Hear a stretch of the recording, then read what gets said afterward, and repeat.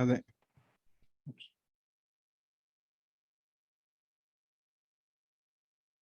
നമ്മൾ ഇന്ത്യൻ സ്റ്റേറ്റുകളിലൂടെയുള്ള ഒരു യാത്രയിലായിരുന്നു. അതിന്റെ ഭാഗമായിട്ട് ഇന്ന് നമ്മൾ മണിപ്പൂർ സ്റ്റേറ്റിലേക്കാണ് ആദ്യമേ പോകുന്നത്. ഇപ്പോൾ നിങ്ങൾ കൃത്യമായി പത്രമൊക്കെ വായിച്ചു തുടങ്ങിയെങ്കിൽ നിങ്ങൾക്കറിയാം, നോർത്ത് ഈസ്റ്റേൺ സ്റ്റേറ്റുകളിലെ ബോർഡർ ഇഷ്യൂസും അനുബന്ധപ്പെട്ട കാര്യങ്ങളുമൊക്കെ ഇപ്പോൾ ഹോട്ട് ന്യൂസ് ആയിട്ട് ഉണ്ട്. കറണ്ട് അഫയേഴ്സിന്റെ ക്ലാസ്സിൽ ആദ്യം അത് ഹാൻഡിൽ ചെയ്യുന്നതായിരിക്കും. നമ്മൾ സ്റ്റാറ്റിക് ആയിട്ടുള്ള ജനറൽ ആയിട്ടുള്ള കാര്യങ്ങളാണ് പറയുന്നത്. നമുക്കറിയാം, നോർത്ത് ഈസ്റ്റിൽ 7 സിസ്റ്റേഴ്സ് എന്നറിയപ്പെടുന്ന 7 സ്റ്റേറ്റുകളുണ്ട്. അതിലൊന്നാണ് മണിപ്പൂർ. നോർത്ത് ഈസ്റ്റേൺ ഇന്ത്യയിലെ ഒരു പ്രധാനപ്പെട്ട സ്റ്റേറ്റ് ആണ് Manipur. And it is bordered with Nagaland,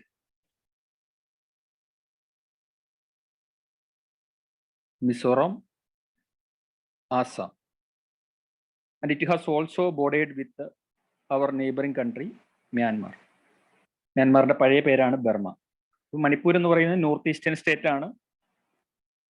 7 സിസ്റ്റേഴ്സിൽ Mizoram, Assam, Nagaland എന്നിവയുമായിട്ട് border ചെയ്യുന്നുണ്ട്. അതോടൊപ്പം തന്നെ ഇന്റർനാഷണൽ ബോർഡർ ഉണ്ട് മ്യാൻമാറുമായിട്ട്.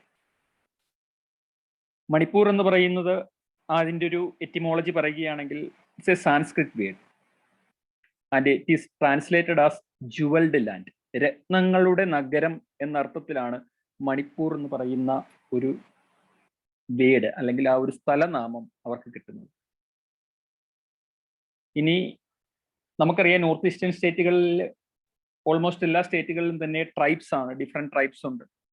അപ്പോൾ മണിപ്പൂർ സ്റ്റേറ്റിനെ സംബന്ധിച്ചും അവർക്ക് അവരുടേതായ ഫോക്ക് ടെയിൽസ്, നാടോടി കഥകളുണ്ട്, വിശ്വാസങ്ങളുണ്ട്, ആചാരങ്ങളുണ്ട്, അവരുടേതായ ലോക്കൽ കഥകളിൽ പറഞ്ഞു കേട്ടിട്ടുള്ള ലെജൻഡ്സ് ഉണ്ട്. പക്ഷേ ഹിസ്റ്റോറിക്കലി നോക്കുമ്പോൾ നമുക്ക് ഏൻഷ്യൻ പീരീഡ് അത്ര ക്ലിയർ അല്ല, അല്ലെങ്കിൽ ഏൻഷ്യൻ ഹിസ്റ്ററിയുമായി കണക്ട് ചെയ്യാവുന്ന എവിഡൻസുകൾ ഒന്നും തന്നെ നമുക്ക് മണിപ്പൂരിൽ നിന്ന് കിട്ടിയിട്ടില്ല. മിഡീവൽ പീരീഡിലേക്ക് വരുമ്പോൾ മനസ്സിലാക്കാൻ കഴിയുന്നത് മണിപ്പൂരിലെ ട്രൈബൽ ലീഡേഴ്സ് അല്ലെങ്കിൽ അവർ വിശ്വസിക്കുന്ന അവരുടെ റോയൽ ഫാമിലീസ്, ആ റോയൽ ഫാമിലീസ് അഹോം എന്ന് പറയുന്ന ആസാം എടുത്തപ്പോൾ ഞാൻ പറഞ്ഞതാണ്, ആസാമിലെ ആദ്യത്തെ ഡൈനാസ്റ്റി ആണെന്നാണ് കരുതപ്പെടുക. അഹോം ഡൈനാസ്റ്റിയിലുള്ളവരുമായിട്ടും അതുപോലെ തന്നെ ഇന്ന് നമ്മുടെ നെയ്ബറിംഗ് കൺട്രി ആയിട്ടുള്ള ബർമ ഒരു രാജ്യമായിട്ട് തന്നെ അന്നേ ഉണ്ട്. അപ്പൊ ബർമയുമായിട്ടും മാട്രിമോണിയൽ റിലേഷൻസ് ഉണ്ടായിരുന്നു എന്നാണ് നമുക്ക് കാണാൻ. റോയൽ ഫാമിലീസ് തമ്മിലുള്ള മാട്രിമോണിയൽ റിലേഷൻസിനെ കുറിച്ച് പറയുന്നുണ്ട്. അതിന് ഏറ്റവും ബെസ്റ്റ് എക്സാമ്പിൾ ആണ് ഈ ചിത്രത്തിൽ കൊടുത്തിട്ടുള്ള മഗോളു ഹട്ട് എന്ന് പറയുന്ന ഒരു സ്ഥലം. അത് ആക്ച്വലി അഹോം ഡൈനാസ്റ്റിയിലെ രാജാവ് മണിപ്പൂരി പ്രിൻസസ് ആയിരുന്ന കുരങ്ങനയനി, അത് എന്തർത്ഥത്തിലാണ് കുരങ്ങ് എന്ന് പറഞ്ഞാൽ നമ്മൾ ഉദ്ദേശിക്കുന്ന അർത്ഥത്തിലാണോ എന്ന് അറിഞ്ഞൂടാ, കുരങ്ങനയനി എന്ന് പറയുന്ന ഒരു സുന്ദരിയായ രാജകുമാരിയെ വിവാഹം കഴിച്ചതിനെ കുറിച്ചൊരു സ്റ്റോറി ഉണ്ട് മിഡീവൽ പീരീഡിൽ. അപ്പൊ ആ ഒരു നമ്മൾ ഷാജഹാൻ മുംതാസിന് വേണ്ടിയിട്ട് താജ്മഹൽ പണിതു എന്ന് പറയുന്ന കണക്ക് തന്നെ അദ്ദേഹം തന്റെ ഭാര്യയോടുള്ള സ്നേഹത്തിന്റെ പേരിൽ നിർമ്മിച്ചതാണ് ഈ മുഗോളു ഹട്ട് എന്ന് പറയുന്നത്. ഇന്ന് അത് നശിച്ചു കിടക്കുകയാണ്. ഈ ചിത്രത്തിൽ കാണിക്കുന്ന സ്ഥലമാണ്.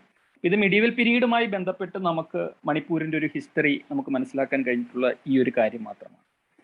ഇനി ബ്രിട്ടീഷ് ഇറയിലേക്ക് വരുമ്പോൾ, ബ്രിട്ടീഷുകാരുടെ കാലഘട്ടത്തിലേക്ക് വരുമ്പോൾ, അല്ലെങ്കിൽ ഇമ്പീരിയൽ പീരീഡിലേക്ക് വരുമ്പോൾ മണിപ്പൂരിലെ റൂളർ, അതായത് മണിപ്പൂർ റോയൽ ഫാമിലിയിൽ പെട്ടിരുന്ന രാജാവ് ബ്രിട്ടീഷുകാരുമായിട്ടൊരു സബ്സിഡറി അലയൻസിൽ ഒപ്പുവെക്കുന്നുണ്ട്. അപ്പം നമ്മൾ മോഡേൺ ഇന്ത്യൻ ഹിസ്റ്ററിയിലേക്ക് വരുമ്പോൾ സബ്സിഡറി അലയൻസിനെ കുറിച്ചും ആരൊക്കെയാണ് പ്രധാനമായും സബ്സിഡറി അലയൻസിൽ ഉൾപ്പെട്ടിരുന്നതിനെ കുറിച്ചും നമുക്ക് നമ്മൾ ഡീറ്റെയിൽ ആയിട്ട് പഠിക്കേണ്ടതായിട്ടുണ്ട്. ഇവിടെ ഓർക്കുക, സബ്സിഡറി അലയൻസ് എന്നതുകൊണ്ട് ഉദ്ദേശിക്കുന്നത് എക്സ്റ്റേണൽ ത്രെറ്റിൽ നിന്ന് ബ്രിട്ടീഷുകാർ അവരെ പ്രൊട്ടക്ട് ചെയ്യും.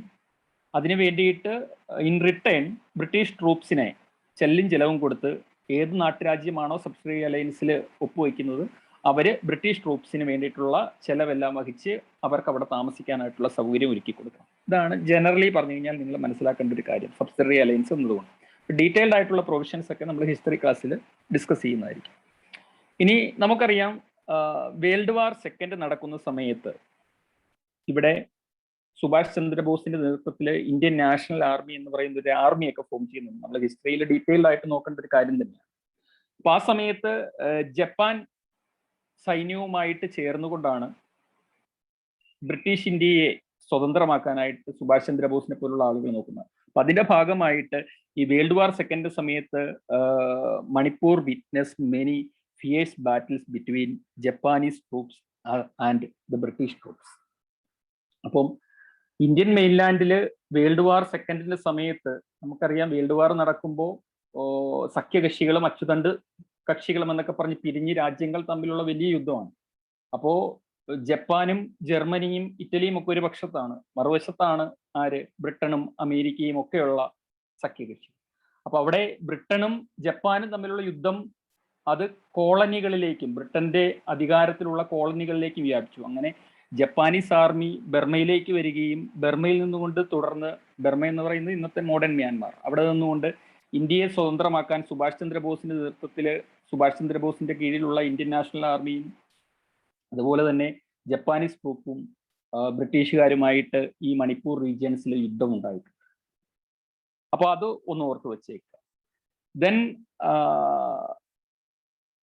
മോഡേൺ ഇറയിലേക്ക് വരുമ്പോൾ, മോഡേൺ പീരീഡിലേക്ക് വരുമ്പോൾ Manipur has had A long record of insurgency and Inter ethnic violence.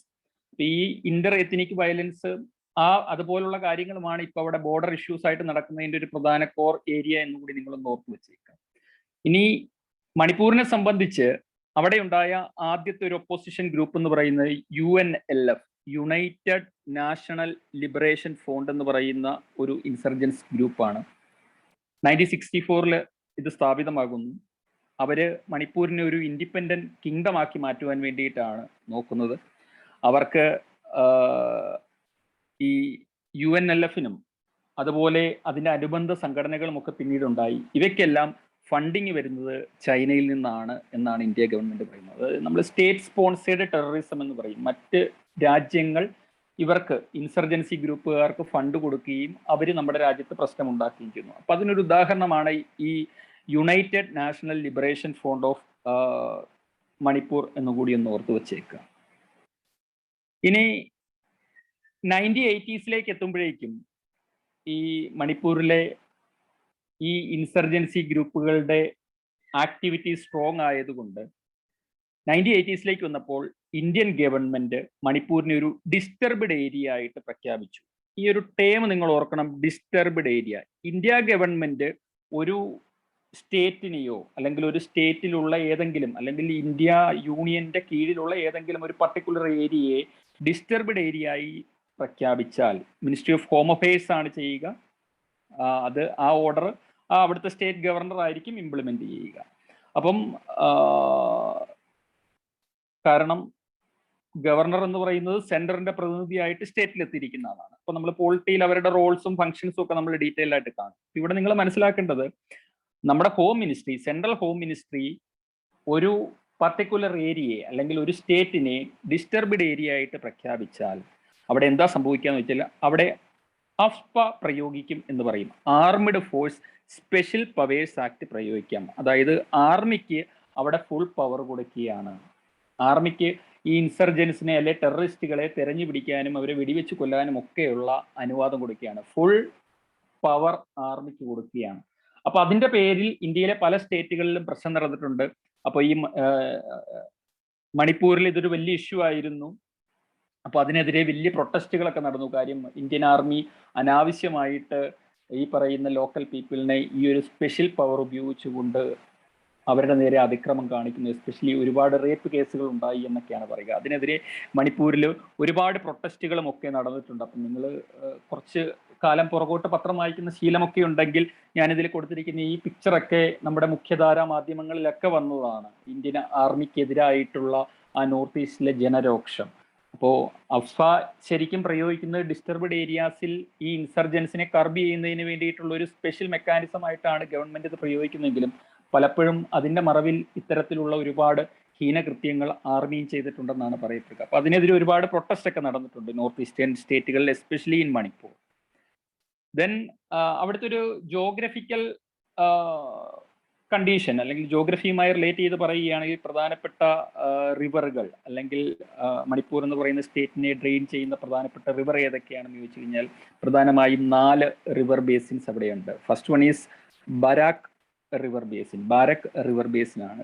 Second one it name itself, ആ സ്റ്റേറ്റിന്റെ പേര് തന്നെയാണ് മണിപ്പൂർ റിവർ എന്നാണ്. അപ്പൊ മണിപ്പൂർ റിവർ ബേസിൻ ഉണ്ട്. അതുപോലെ തന്നെ യു റിവർ ബേസിൻ ഉണ്ട്. അതുപോലെ തന്നെ നോർത്തേൺ പോർഷനിലേക്ക് വരുമ്പോൾ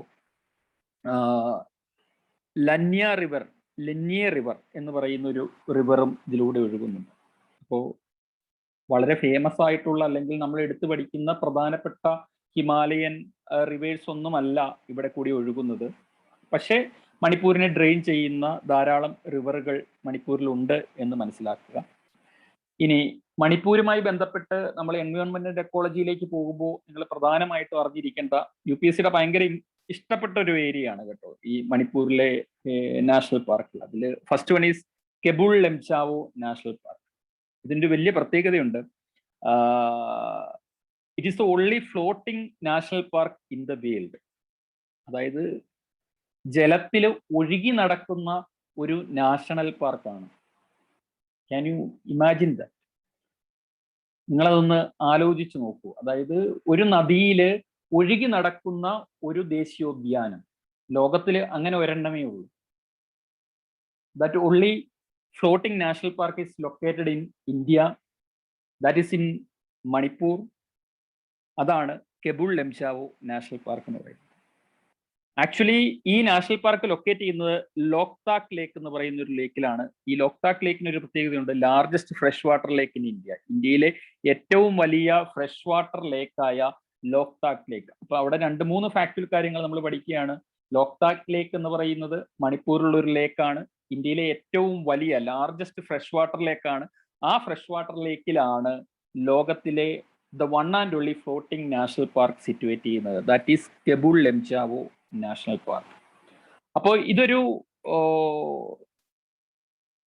ചതുപ്പ് പോലെയുള്ള ഒരു സ്ഥലമൊന്നുമല്ല. ആക്ച്വലി ഈ വെള്ളത്തിൽ അവിടെ ലോക്കലി ഫുണ്ടി എന്ന് വിളിക്കുന്ന ഒരു ബയോമാസ്,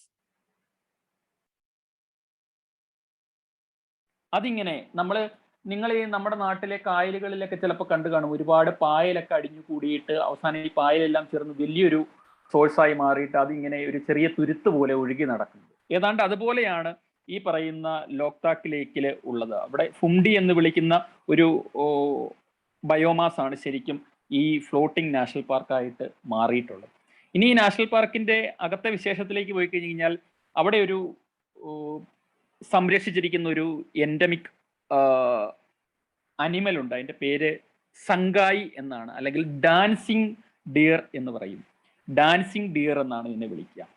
ആക്ച്വലി നമ്മൾ ഗൂഗിളിലൊക്കെ സെർച്ച് ചെയ്യുമ്പോൾ ഇതിന് മറ്റു പേര് ഏൾസ് ഡിയർ അല്ലെങ്കിൽ ബ്രോ ആൻഡ്ലേഡ് ഡിയർ എന്നൊക്കെ കാണും, അല്ലെങ്കിൽ തമിൻ എന്നുള്ള ലോക്കൽ പേരുകളിലൊക്കെ പറയുന്നുണ്ട്. ആക്ച്വലി ഇതിന്റെ ഒരു സബ് സ്പീഷീസ് ആണ് ശരിക്കും പറഞ്ഞാൽ സംഗായി എന്ന് പറയുന്ന ഈ ഒരു ആന്റിലോപ്പ് അല്ലെങ്കിൽ ഈ ഒരു ഡിയർ മാൻ. അപ്പൊ ഇതിന്റെ പ്രത്യേകത എന്താന്ന് വെച്ച് കഴിഞ്ഞാൽ ഡാൻസിങ് ഡിയർ എന്നുള്ള പേര് വരാൻ കാര്യം എന്താന്ന് വെച്ച് കഴിഞ്ഞാൽ, ഞാൻ പറഞ്ഞല്ലോ ഈ കെബുൾ ലെംചാവോ നാഷണൽ പാർക്ക് ഒരു ഫ്ലോട്ടിംഗ് നാഷണൽ പാർക്കാണ്.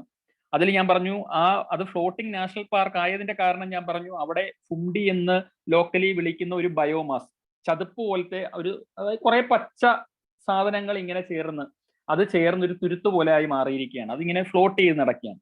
അപ്പൊ ഈ ഫ്ലോട്ട് ചെയ്ത് നടക്കുന്ന ഈ നാഷണൽ പാർക്കിലെ ഈ ബയോമാസ്, ഫുണ്ടി എന്ന് പറയുന്ന ഈ ബയോമാസ് തിന്നാൻ വേണ്ടിയിട്ടാണ് ആക്ച്വലി ഇതിൽ ആര് ജീവിക്കുന്നത്? സംഗായി ഡിയേഴ്സ് അല്ലെങ്കിൽ ഡാൻസിങ് ഡിയർ. ഇതിനെ ഡാൻസിങ് ഡിയർ എന്ന് വിളിക്കാൻ കാര്യം എന്താണെന്ന് വെച്ച് കഴിഞ്ഞാൽ ഈ ഫ്ലോട്ട് ചെയ്ത് നടക്കുന്ന ഈ ബയോമാസിന് മുകളിൽ കയറി നിൽക്കുമ്പോൾ ഇത് ഫ്ലോട്ട് ചെയ്യുന്നത് കൊണ്ട് ഇതിങ്ങനെ അനങ്ങിക്കൊണ്ടിരിക്കും. അപ്പൊ ബാലൻസ് ചെയ്ത് നിൽക്കണം, അല്ലെങ്കിൽ തന്നെ ഈ മാൻ വെള്ളത്തിൽ പോകും. അപ്പൊ വെള്ളത്തിൽ പോകാതെ ഇവൻ ഇതിൽ ബാലൻസ് ചെയ്ത് നിന്നിട്ടാണ് ഇത് തിന്നുന്നത്. അതുകൊണ്ടാണ് ഇതിന് ഡാൻസിങ് ഡിയർ എന്നൊരു പേര് പോലും യഥാർത്ഥത്തിൽ വന്നത്. അപ്പൊ സംഗായി എന്ന് പറയുന്ന ഈ അനിമലിനെ കുറിച്ചും കെബുൾ ലെംചാവോ നാഷണൽ പാർക്കിനെ കുറിച്ചും ലോക്താക് ലേക്കിനെ കുറിച്ചും ഒക്കെ UPSC പലതവണ റിപ്പീറ്റ് ചെയ്ത് ചോദിച്ചിട്ടുള്ള ഒരു ഏരിയ ആണ്. UPSCയുടെ ഒരു ഇഷ്ടപ്പെട്ട ഏരിയയും കൂടിയാണ്. ഒന്ന് ഓർത്തു വെക്കാനായിട്ട് ശ്രദ്ധിക്കുക. ഇനി നമ്മൾ അടുത്ത ഒരു സ്റ്റേറ്റിലേക്ക് പോകണം. നോർത്ത് ഈസ്റ്റേൺ സ്റ്റേറ്റുകൾ ആയതുകൊണ്ട് തന്നെ എല്ലാം കുറച്ച് കാര്യങ്ങളേ ഉള്ളൂ. അപ്പൊ ഞാനിതൊന്ന് ഒന്നുകൂടി ഒന്ന് പറഞ്ഞിട്ട് പോവാം. മണിപ്പൂരിനെ കുറിച്ച് പറഞ്ഞത് നോർത്ത് ഈസ്റ്റേൺ 7 സ്റ്റേറ്റ്സിൽ ഒരാളാണ് എന്ന് പറഞ്ഞു. Indian states like Nagaland, Mizoram, Assam ഇവയായിട്ട് ബോർഡർ ഉണ്ട്. അതുപോലെ തന്നെ ഇന്റർനാഷണൽ ബോർഡർ ഉണ്ട്. മ്യാൻമാർ അല്ലെങ്കിൽ പഴയ ബർമ എന്ന് പറയുന്ന രാജ്യവുമായിട്ട്. ഞാൻ പറഞ്ഞു ജുവൽഡ് ലാൻഡ് എന്നാണ് മണിപ്പൂർ എന്ന് പറയുന്ന വീടിന്റെ അർത്ഥം. അതിന്റെ ഒരു എറ്റിമോളജി അതാണ് പറയുക. ഞാൻ പറഞ്ഞു ഏൻഷ്യൻ പീരീഡിനെ കുറിച്ച് നമുക്ക് കൃത്യമായ എവിഡൻസുകളൊന്നും കിട്ടിയിട്ടില്ല. മിഡീവൽ പീരീഡിൽ ഈ മണിപ്പൂർ റോയൽ ഡൈനാസ്റ്റിയും അഹോം റോയൽ ഡൈനാസ്റ്റിയും അതുപോലെ തന്നെ ബർമയിലെ റോയൽ ഡൈനാസ്റ്റിയുമായിട്ട് മാട്രിമോണിയൽ അലയൻസ് ഉണ്ടായിരുന്നതിന്റെ എവിഡൻസ് ഉണ്ട്. അതിനെ സ്ഥാപിക്കാൻ നമുക്ക് കിട്ടിയിട്ടുള്ള വലിയ തെളിവാണ് മഗോളു ഹട്ട് എന്ന് പറയുന്ന ഒരു ഏരിയ, അല്ലെങ്കിൽ ഇന്നൊരു പ്രൊട്ടക്റ്റഡ് ഏരിയ ആയിട്ട് നമ്മൾ സൂക്ഷിച്ചിരിക്കുന്ന ഒരു സ്ഥലമാണ്.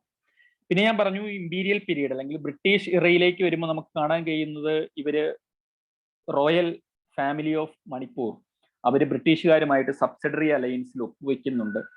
അപ്പോ ബ്രിട്ടീഷുകാരുടെ സംരക്ഷണയിലുള്ള ഒരു പ്രിൻസ്ലി സ്റ്റേറ്റ് ആയിരുന്നു. വേൾഡ് വാർ സെക്കൻഡിന്റെ സമയത്ത് ജപ്പാനീസ് ട്രൂപ്പും ബ്രിട്ടീഷ് ട്രൂപ്പും തമ്മിൽ യുദ്ധം നടക്കുമ്പോൾ അത് ബർമയിലും തുടർന്ന് മണിപ്പൂർ മിസോറാം റീജിയൻസിൽ ഈ യുദ്ധം നടക്കുന്നുണ്ട്. അപ്പൊ നമ്മളിപ്പോൾ മിസോറാമിലേക്ക് കയറുമ്പോഴൊക്കെ ഞാനത് കൂടുതലായിട്ട് പറഞ്ഞുതരാം. അപ്പൊ ആ സമയങ്ങളിൽ ഒരുപാട് യുദ്ധങ്ങൾ വിറ്റ്നസ് ചെയ്യേണ്ടി വന്നിട്ടുള്ള ഒരു ജനതയാണിത്. പിന്നെ ഞാൻ പറഞ്ഞു ആഫ്റ്റർ ഇൻഡിപെൻഡൻസ് അവിടെ ഇൻസർജൻസി ഗ്രൂപ്പുകളും അതുപോലെ തന്നെ ഇന്റർ എത്നിക് വയലൻസുകളും ഒരുപാട് നടക്കുന്നതിന്റെ പേരിൽ പ്രസിദ്ധമായിരുന്നു അല്ലെങ്കിൽ പ്രക്ഷുബ്ധമായിരുന്നു ഈ പറയുന്ന സ്റ്റേറ്റ്. അവിടെ ഓർക്കേണ്ട ഒരു ഇൻസർജൻസി ഗ്രൂപ്പാണ് യുണൈറ്റഡ് നാഷണൽ ലിബറേഷൻ ഫ്രണ്ട്. അതുപോലെ തന്നെ ഇതിന്റെ സബ്സിഡറി ആയിട്ട് വേറെയും ആളുകളൊക്കെ ഉണ്ട്. ഇവർക്കെല്ലാം സ്റ്റേറ്റ് സ്പോൺസറിങ് ഉണ്ട്. അതായത് ചൈനയാണ് ഇവരുടെ ഈ ടെററിസ്റ്റ് അല്ലെ ഇൻസർജൻസി ആക്ടിവിറ്റിക്ക് വേണ്ടിയിട്ടുള്ള ഫണ്ടിങ്ങും ആംസ് ആൻഡ് അമ്യൂണേഷൻസ് എല്ലാം നൽകുന്നു എന്ന് ഓർത്ത് വയ്ക്കാം.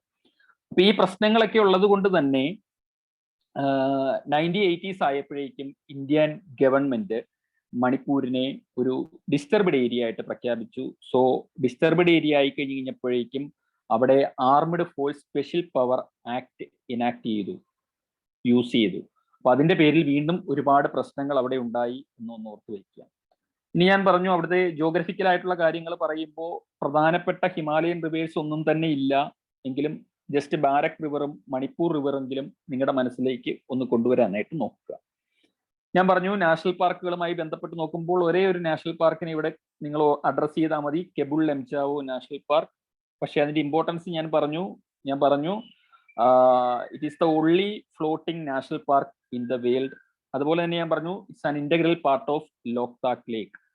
ഇന്ത്യയിലെ ഏറ്റവും വലിയ ഫ്രഷ് വാട്ടർ ലേക്കാണ് എന്ന് ഞാൻ പറഞ്ഞു. ആ ലേക്കിലാണ് ഈ പറയുന്ന കെബുൾ ലംജാവോ എന്ന് പറയുന്ന ഫ്ലോട്ടിംഗ് നാഷണൽ പാർക്ക് സിറ്റുവേറ്റ് ചെയ്യുന്നത്. അത് ഒഴുകി നടക്കുന്ന ഒരു ദേശീയോദ്യാനമാണ്. അവിടെ നമുക്ക് കാണാൻ കഴിയുന്ന endangered and endemic IUCN red ലിസ്റ്റിൽ ഉൾപ്പെട്ടിട്ടുള്ള ഒരു മൃഗമാണ്. അതുപോലെ തന്നെ എൻഡമിസം ഞാൻ പറഞ്ഞു അത് പർട്ടിക്കുലർലി ആ ഒരു പ്ലേസിൽ മാത്രമേ അത് നാച്ചുറലി കാണുകയുള്ളൂ. അപ്പൊ ഈ കെബുൾ ലംജാവോയിൽ മാത്രം കാണുന്ന ഒരു മാനുണ്ട്, ഡിയർ ഉണ്ട്. അതിനെ വിളിക്കുന്ന പേരാണ് സംഗായി ഡിയർ അല്ലെങ്കിൽ ഡാൻസിങ് ഡിയർ എന്ന് പറയും.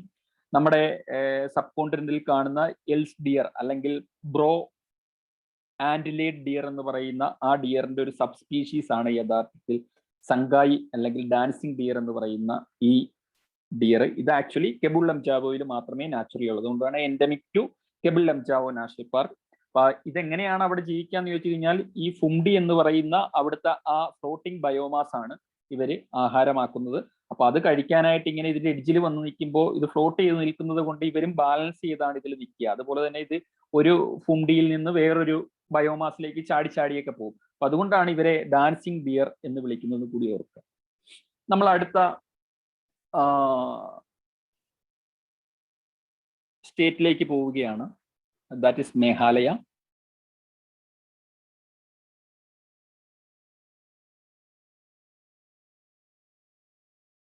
Uh, 1972 ഇത് സ്റ്റേറ്റ്ഹുഡ് ആകുന്നത്. കാരണം actually before that it was a part of Assam.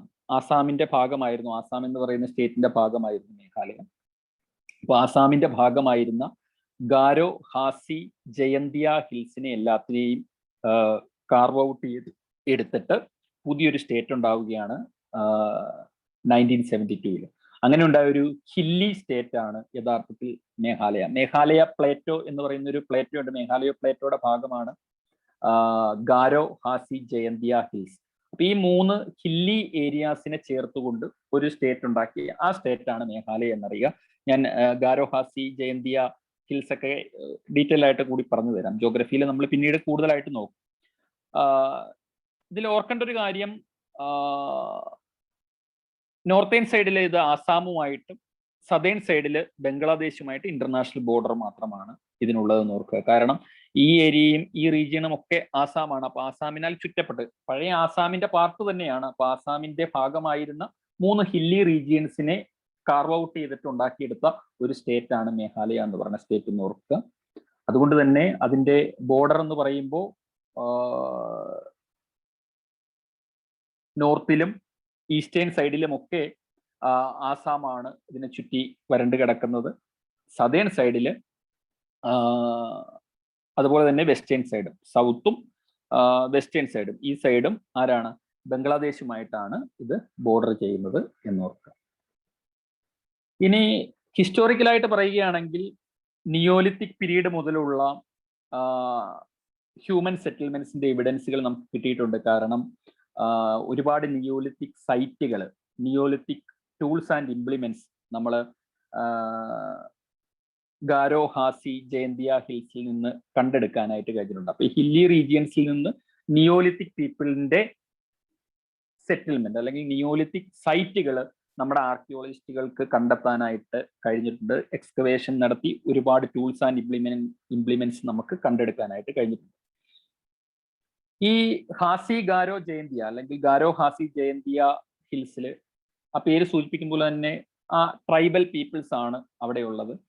അവർക്ക് ദേ ഹാഡ്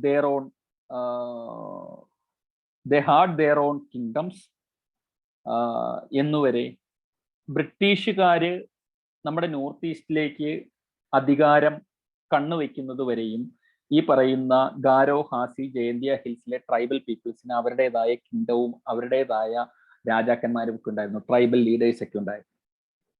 19th സെഞ്ചുറി ആയപ്പോഴേക്കും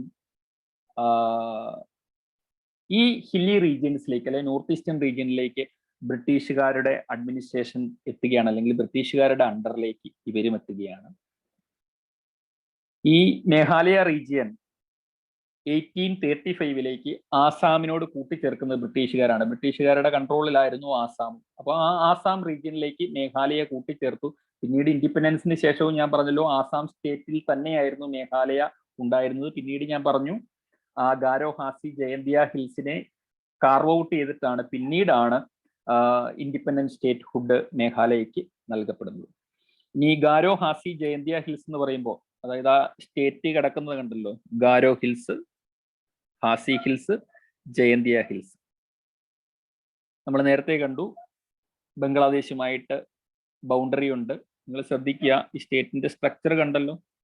ആ സ്റ്റേറ്റിനെ കറക്റ്റ് 3ആയിട്ട് ഡിവൈഡ് ചെയ്ത് കഴിഞ്ഞാൽ that is Garo Khasi Jaintia hills. അപ്പൊ Garo hills, Khasi hills, Jaintia hills. അപ്പൊ ആ സ്റ്റേറ്റ് ആണ് ഇതിൽ വരച്ചിരിക്കുന്നത്. ഇറ്റ്സ് എ പാർട്ട് ഓഫ്, ഞാൻ പറഞ്ഞു, മേഘാലയ പ്ലേറ്റോ. ഇതിനെ മൊത്തത്തിൽ ചേർത്ത് പറയുന്ന പേരാണ് മേഘാലയ പ്ലേറ്റോ എന്നാണ് പറയുക. അപ്പൊ മേഘാലയ പ്ലേറ്റോയുടെ ഭാഗമാണ് ഗാരോ ഹാസി ജയന്തിയ ഹിൽസ്. UPSC ഈ 3 ഹിൽസിന്റെയും പേര് തന്നിട്ട് പ്രീവിയസ് ഇയറിൽ ഇതിനെ വെസ്റ്റ് ടു ഈസ്റ്റ് ഡയറക്ഷനിൽ ക്രൊണോളജിക്കലി അറേഞ്ച് ചെയ്യാനായിട്ട് ചോദ്യം വന്ന് കണ്ടിട്ടുണ്ട്. അപ്പോൾ Garo hills, Khasi hills, Jaintia hills, അതിന്റെ ഓർഡർ ഓർത്തു വെക്കുക. ഗാരോ ഹാസി ജയന്തിയ, അതാണ് ഓർഡർ എന്ന് ഓർത്തു വെക്കുക വെസ്റ്റ് ടു ഈസ്റ്റ് ഡയറക്ഷനിൽ. ഇതൊക്കെ നമ്മൾ നേരത്തെ ഡിസ്കസ് ചെയ്ത ഏരിയകളാണ്. ബോഡോലാൻഡ് ഇഷ്യൂ ഒക്കെ നമ്മൾ ആസാം പഠിപ്പിച്ചു കഴിഞ്ഞപ്പോൾ ഞാൻ പറഞ്ഞതാണ്, ഓർമ്മയുണ്ടെന്ന് കരുതുന്നു. ഇനി മേഘാലയയുമായി ബന്ധപ്പെടുത്തിക്കൊണ്ട് എൻവയോൺമെന്റ് ആൻഡ് എക്കോളജിയുമായി ബന്ധപ്പെട്ട് നമ്മൾ അറിഞ്ഞിരിക്കേണ്ട പ്രധാനപ്പെട്ട നാഷണൽ പാർക്കുകളും ബയോസ്ഫിയർ റിസർവുകളും ഏതൊക്കെയാണെന്ന് വെച്ചാൽ, first one is Nokrek biosphere reserve. UPSCക്ക് ഇഷ്ടപ്പെട്ട, UPSC ചോദ്യം ചോദിച്ചിട്ടുള്ള ഒരു ബയോസ്ഫിയർ റിസർവ് തന്നെയാണ്. ഇപ്പൊ നോക്രൈക്ക് നാഷണൽ പാർക്ക്, ഇത് it's a core area of Nokrek biosphere reserve. Garo ഹിൽസിലാണ്, വെസ്റ്റ് ഗാരോ ഹിൽസിലാണ് ഇതിന്റെ ലൊക്കേഷൻ. അപ്പോൾ ഗാരോ ഹിൽസ് എവിടെയാണെന്ന് അറിയാം. അപ്പോൾ മേഘാലയയുടെ വെസ്റ്റേൺ സൈഡിലായിട്ടാണ് യഥാർത്ഥത്തിൽ, അതിൽ തന്നെ ഏറ്റവും ഫാർ വെസ്റ്റ് ആണ് വെസ്റ്റ് ഗാരോ ഹിൽ. ഗാരോ ഹിൽസിന്റെ വെസ്റ്റേൺ സൈഡിലായിട്ടാണ് നോക്രൈക്ക് ബയോസ്ഫിയർ റിസർവ് ലൊക്കേറ്റ് ചെയ്യുന്നത്.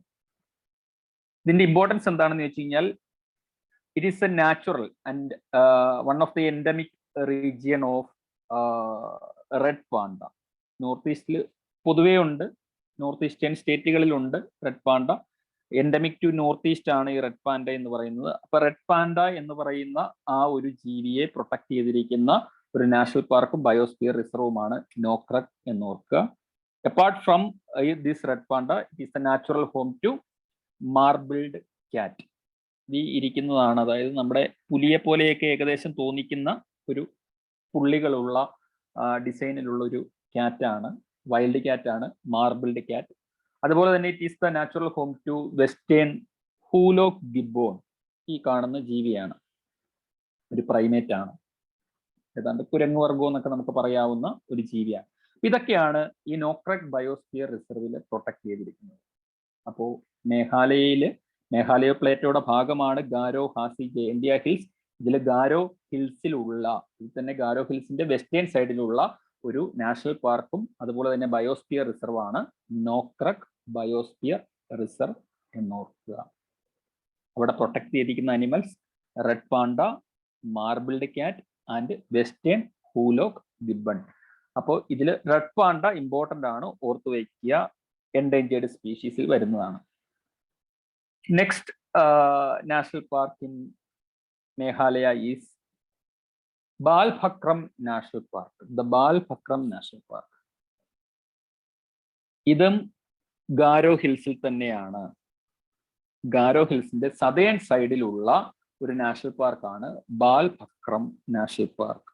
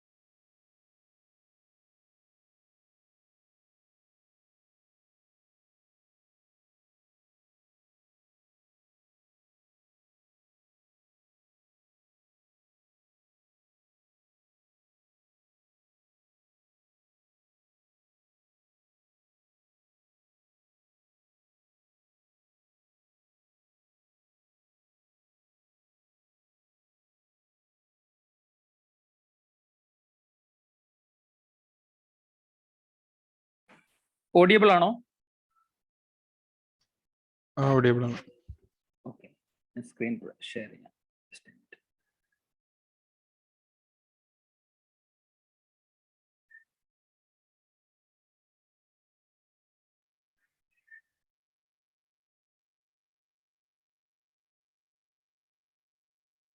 വിസിബിൾ ആണല്ലോ അല്ലേ? സ്ക്രീൻ വിസിബിൾ ആണല്ലോ. നമ്മള് ബാൽഫക്രം നാഷണൽ പാർക്കിനെ കുറിച്ചാണ് പറഞ്ഞുകൊണ്ടിരുന്നത്.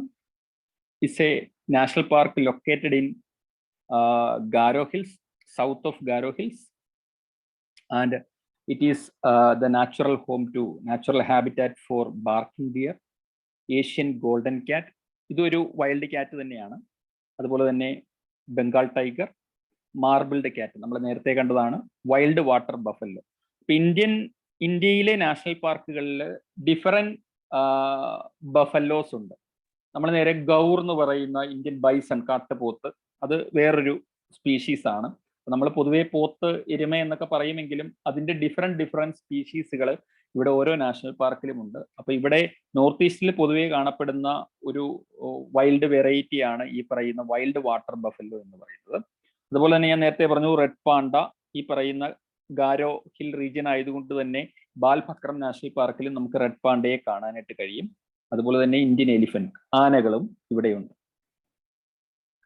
ഇനി മേഘാലയയുടെ മറ്റൊരു പ്രത്യേകത, it is the home to a large variety of bats. നമ്മൾ വവ്വാൽ എന്ന് പറയുന്ന ആ ഒരു ജീവി, ബാറ്റ്സ്, ആ ബാറ്റ്സ് കാണപ്പെടുന്ന ഒരുപാട് ഗുഹകൾ ഈ പറയുന്ന ഹില്ലി റീജിയൻസ് ആയതുകൊണ്ട് തന്നെ ഒരുപാട് ഗുഹകളിൽ കേവ്സ് ഉണ്ട്. ആ കേവ്സിന്റെ അകത്ത് ലാർജ് വെറൈറ്റി ഓഫ് ബാറ്റ്സ്, അതായത് ഇന്ത്യയിലെ ബാറ്റ്സിന്റെ വെറൈറ്റി ലിസ്റ്റ് എടുക്കുകയാണെങ്കിൽ അതിൽ ഏറ്റവും കൂടുതൽ ബാറ്റ് സ്പീഷീസ് കാണാൻ കഴിയുക മേഘാലയ റീജിയനിലാണ്. അവിടുത്തെ ഒരു പ്രധാനപ്പെട്ട ഒരു കേവ് ആണ് സിജു കേവ് എന്ന് പറയുന്നത്. അതായത് ഇന്ത്യയിലെ തന്നെ ഏറ്റവും റെയറസ്റ്റ് ആയിട്ടുള്ള ബാറ്റ് സ്പീഷീസുകളെല്ലാം കാണാൻ കഴിയുന്ന ഒരു നാച്ചുറൽ കേവ് ആണ് ഈ പറയുന്ന സിജു കേവ്സ് എന്ന് പറയുന്നത്. അപ്പോൾ പൊതുവെ നമുക്കറിയാം ഇങ്ങനെ ഗുഹകളിലൊക്കെ ഒരുപാട് ഡിഫറെന്റ് സ്പീഷീസ് ഓഫ് അല്ലെങ്കിൽ ഡിഫറെന്റ് ടൈപ്സ് ഓഫ് ബാറ്റ്സ് കാണും. അപ്പൊ അങ്ങനെ വളരെ ഫേമസ് ആയിട്ടുള്ള ഒരു നാച്ചുറൽ കേവ് ആണ് മേഘാലയയിലുള്ള സിജു കേവ് എന്ന് പറയുന്ന കേവ് എന്നുകൂടി ഒന്ന് ഓർത്ത് വെച്ചേക്കാം. അപ്പൊ നമുക്ക് ഈ സ്റ്റേറ്റിലേക്ക് പറഞ്ഞ കാര്യങ്ങൾ ഒന്നുകൂടി നമുക്ക് നോക്കാം. മേഘാലയ ഞാൻ പറഞ്ഞു നോർത്ത് ഈസ്റ്റേൺ ഇന്ത്യയിലെ ഒരു പ്രധാനപ്പെട്ട സ്റ്റേറ്റ് ആണ് മേഘാലയ. ഞാൻ പറഞ്ഞു ആക്ച്വലി ഇത് മേഘാലയ പ്ലേറ്റോയാണ്. അവിടെ ഗാരോ, ഹാസി, ജയന്തിയ ഹിൽസ് ഉണ്ട്. സ്വാതന്ത്ര്യം കിട്ടുന്ന സമയത്ത് it's a part of Assam, ആസാമിന്റെ ഭാഗമായിരുന്നു. ഞാൻ പറഞ്ഞു പിന്നീട് ഗാരോ, ഹാസി, ജയന്തിയ ഹിൽ റീജിയൻസിനെ കാർവ് ഔട്ട് ചെയ്തിട്ട് മേഘാലയ എന്ന് പറയുന്ന ഒരു സ്റ്റേറ്റ് പിന്നീട് ഉണ്ടാക്കിയാണ് ഉണ്ടായത്. ഇനി ഇതിന്റെ ബോർഡറിങ് ഏരിയാസ് നോക്കിക്കഴിഞ്ഞ് കഴിഞ്ഞാൽ നോർത്തും ഈസ്റ്റേൺ സൈഡിലും ആസാമുമായിട്ടാണ് ബോർഡർ ചെയ്യുക. വെസ്റ്റേൺ സൈഡും സദേൺ സൈഡും it has international border with Bangladesh. Then ഞാൻ പറഞ്ഞു എക്സ്കവേഷൻസിലൂടെ നമ്മൾ നിയോലിത്തിക് പീരീഡ് മുതലുള്ള ഹ്യൂമൻ സെറ്റിൽമെന്റ്സിന്റെ എവിഡൻസ് നമുക്ക് കിട്ടിയിട്ടുണ്ട്. Neolithic sites, well excavated Neolithic sites നമ്മൾ മേഘാലയ പ്ലേറ്റോയിൽ നിന്ന് എസ്പെഷ്യലി ഖാസി, ഗാരോ ഹിൽസിൽ നിന്ന് നമുക്ക് കണ്ടെടുക്കാനായിട്ട് കഴിഞ്ഞിട്ടുണ്ട്. ടൂൾസ് ആൻഡ് ഇംപ്ലിമെന്റ്സ് നിയോലിത്തിക് പീരീഡുമായിട്ട് അല്ലെങ്കിൽ നിയോലിത്തിക് പീപ്പിൾ യൂസ് ചെയ്തിരുന്ന ടൂൾസ് ആൻഡ് ഇംപ്ലിമെന്റ്സ് എക്സ്കവേഷൻസിന്റെ ഇടയ്ക്ക് നമുക്ക് കണ്ടെടുക്കാൻ കഴിഞ്ഞിട്ടുണ്ട്. ഞാൻ പറഞ്ഞു ബ്രിട്ടീഷുകാരുടെ അറൈവലിന് മുമ്പ് വരെയും ഗാരോ, ഹാസി, ജയന്തിയ ഹിൽസിലെ ട്രൈബ്സിന് they had their own kingdoms, their own tribal kings. പക്ഷെ എന്താ പറ്റിയെന്ന് ചോദിച്ചു കഴിഞ്ഞാൽ ബ്രിട്ടീഷുകാരുടെ വരവോടുകൂടി ബ്രിട്ടീഷുകാര് നോർത്ത് ഈസ്റ്റേൺ സ്റ്റേറ്റുകളെല്ലാം അവരുടെ വരുതിയിലാക്കിയതിന്റെ ഭാഗമായിട്ട് തന്നെ മേഘാലയയെയും അവരുടെ കൺട്രോളിലാക്കി അതിനെ ആസാം റീജിയനുമായിട്ട് കൂട്ടിയോജിപ്പിച്ചു. ഗാരോ, ഹാസി, ജയന്തിയ ഹിൽസിന്റെ ജോഗ്രഫിക്കൽ ലൊക്കേഷൻ ഒന്ന് നോക്കി വെക്കുക. ഞാൻ പറഞ്ഞു ഇത് മേഘാലയ പ്ലേറ്റോയുടെ ഭാഗമാണ്. ഇതിനെ മൊത്തത്തിനെയും ചേർത്ത് പറയുന്നതാണ് മേഘാലയ പ്ലേറ്റോ എന്നുള്ളത്. എൻവയോൺമെന്റുമായി ബന്ധപ്പെടുത്തി നോക്കുമ്പോൾ നോക്രൈക്ക് ബയോസ്ഫിയർ റിസർവ് ആണ് നമ്മൾ പ്രധാനമായിട്ടും നോക്കേണ്ടത്. നോക്രൈക്ക് national park and നോക്രൈക്ക് biosphere reserve Garo ഹിൽസിന്റെ വെസ്റ്റേൺ സൈഡിലാണ്. ഇവിടുത്തെ പ്രൊട്ടക്ട് ചെയ്തിരിക്കുന്ന പ്രധാനപ്പെട്ട അനിമൽ എന്ന് പറയുന്നത് റെഡ് പാണ്ടയാണ്, അതുപോലെ തന്നെ marbled cat and western hoolock gibbon. പൊതുവെ നോർത്ത് ഈസ്റ്റേൺ സ്റ്റേറ്റുകളിൽ ഈ ജീവികളെയൊക്കെ നമുക്ക് കാണാൻ കഴിയും. Next one is the Balphakram national park. Balphakram national park is a national park in Garo hills.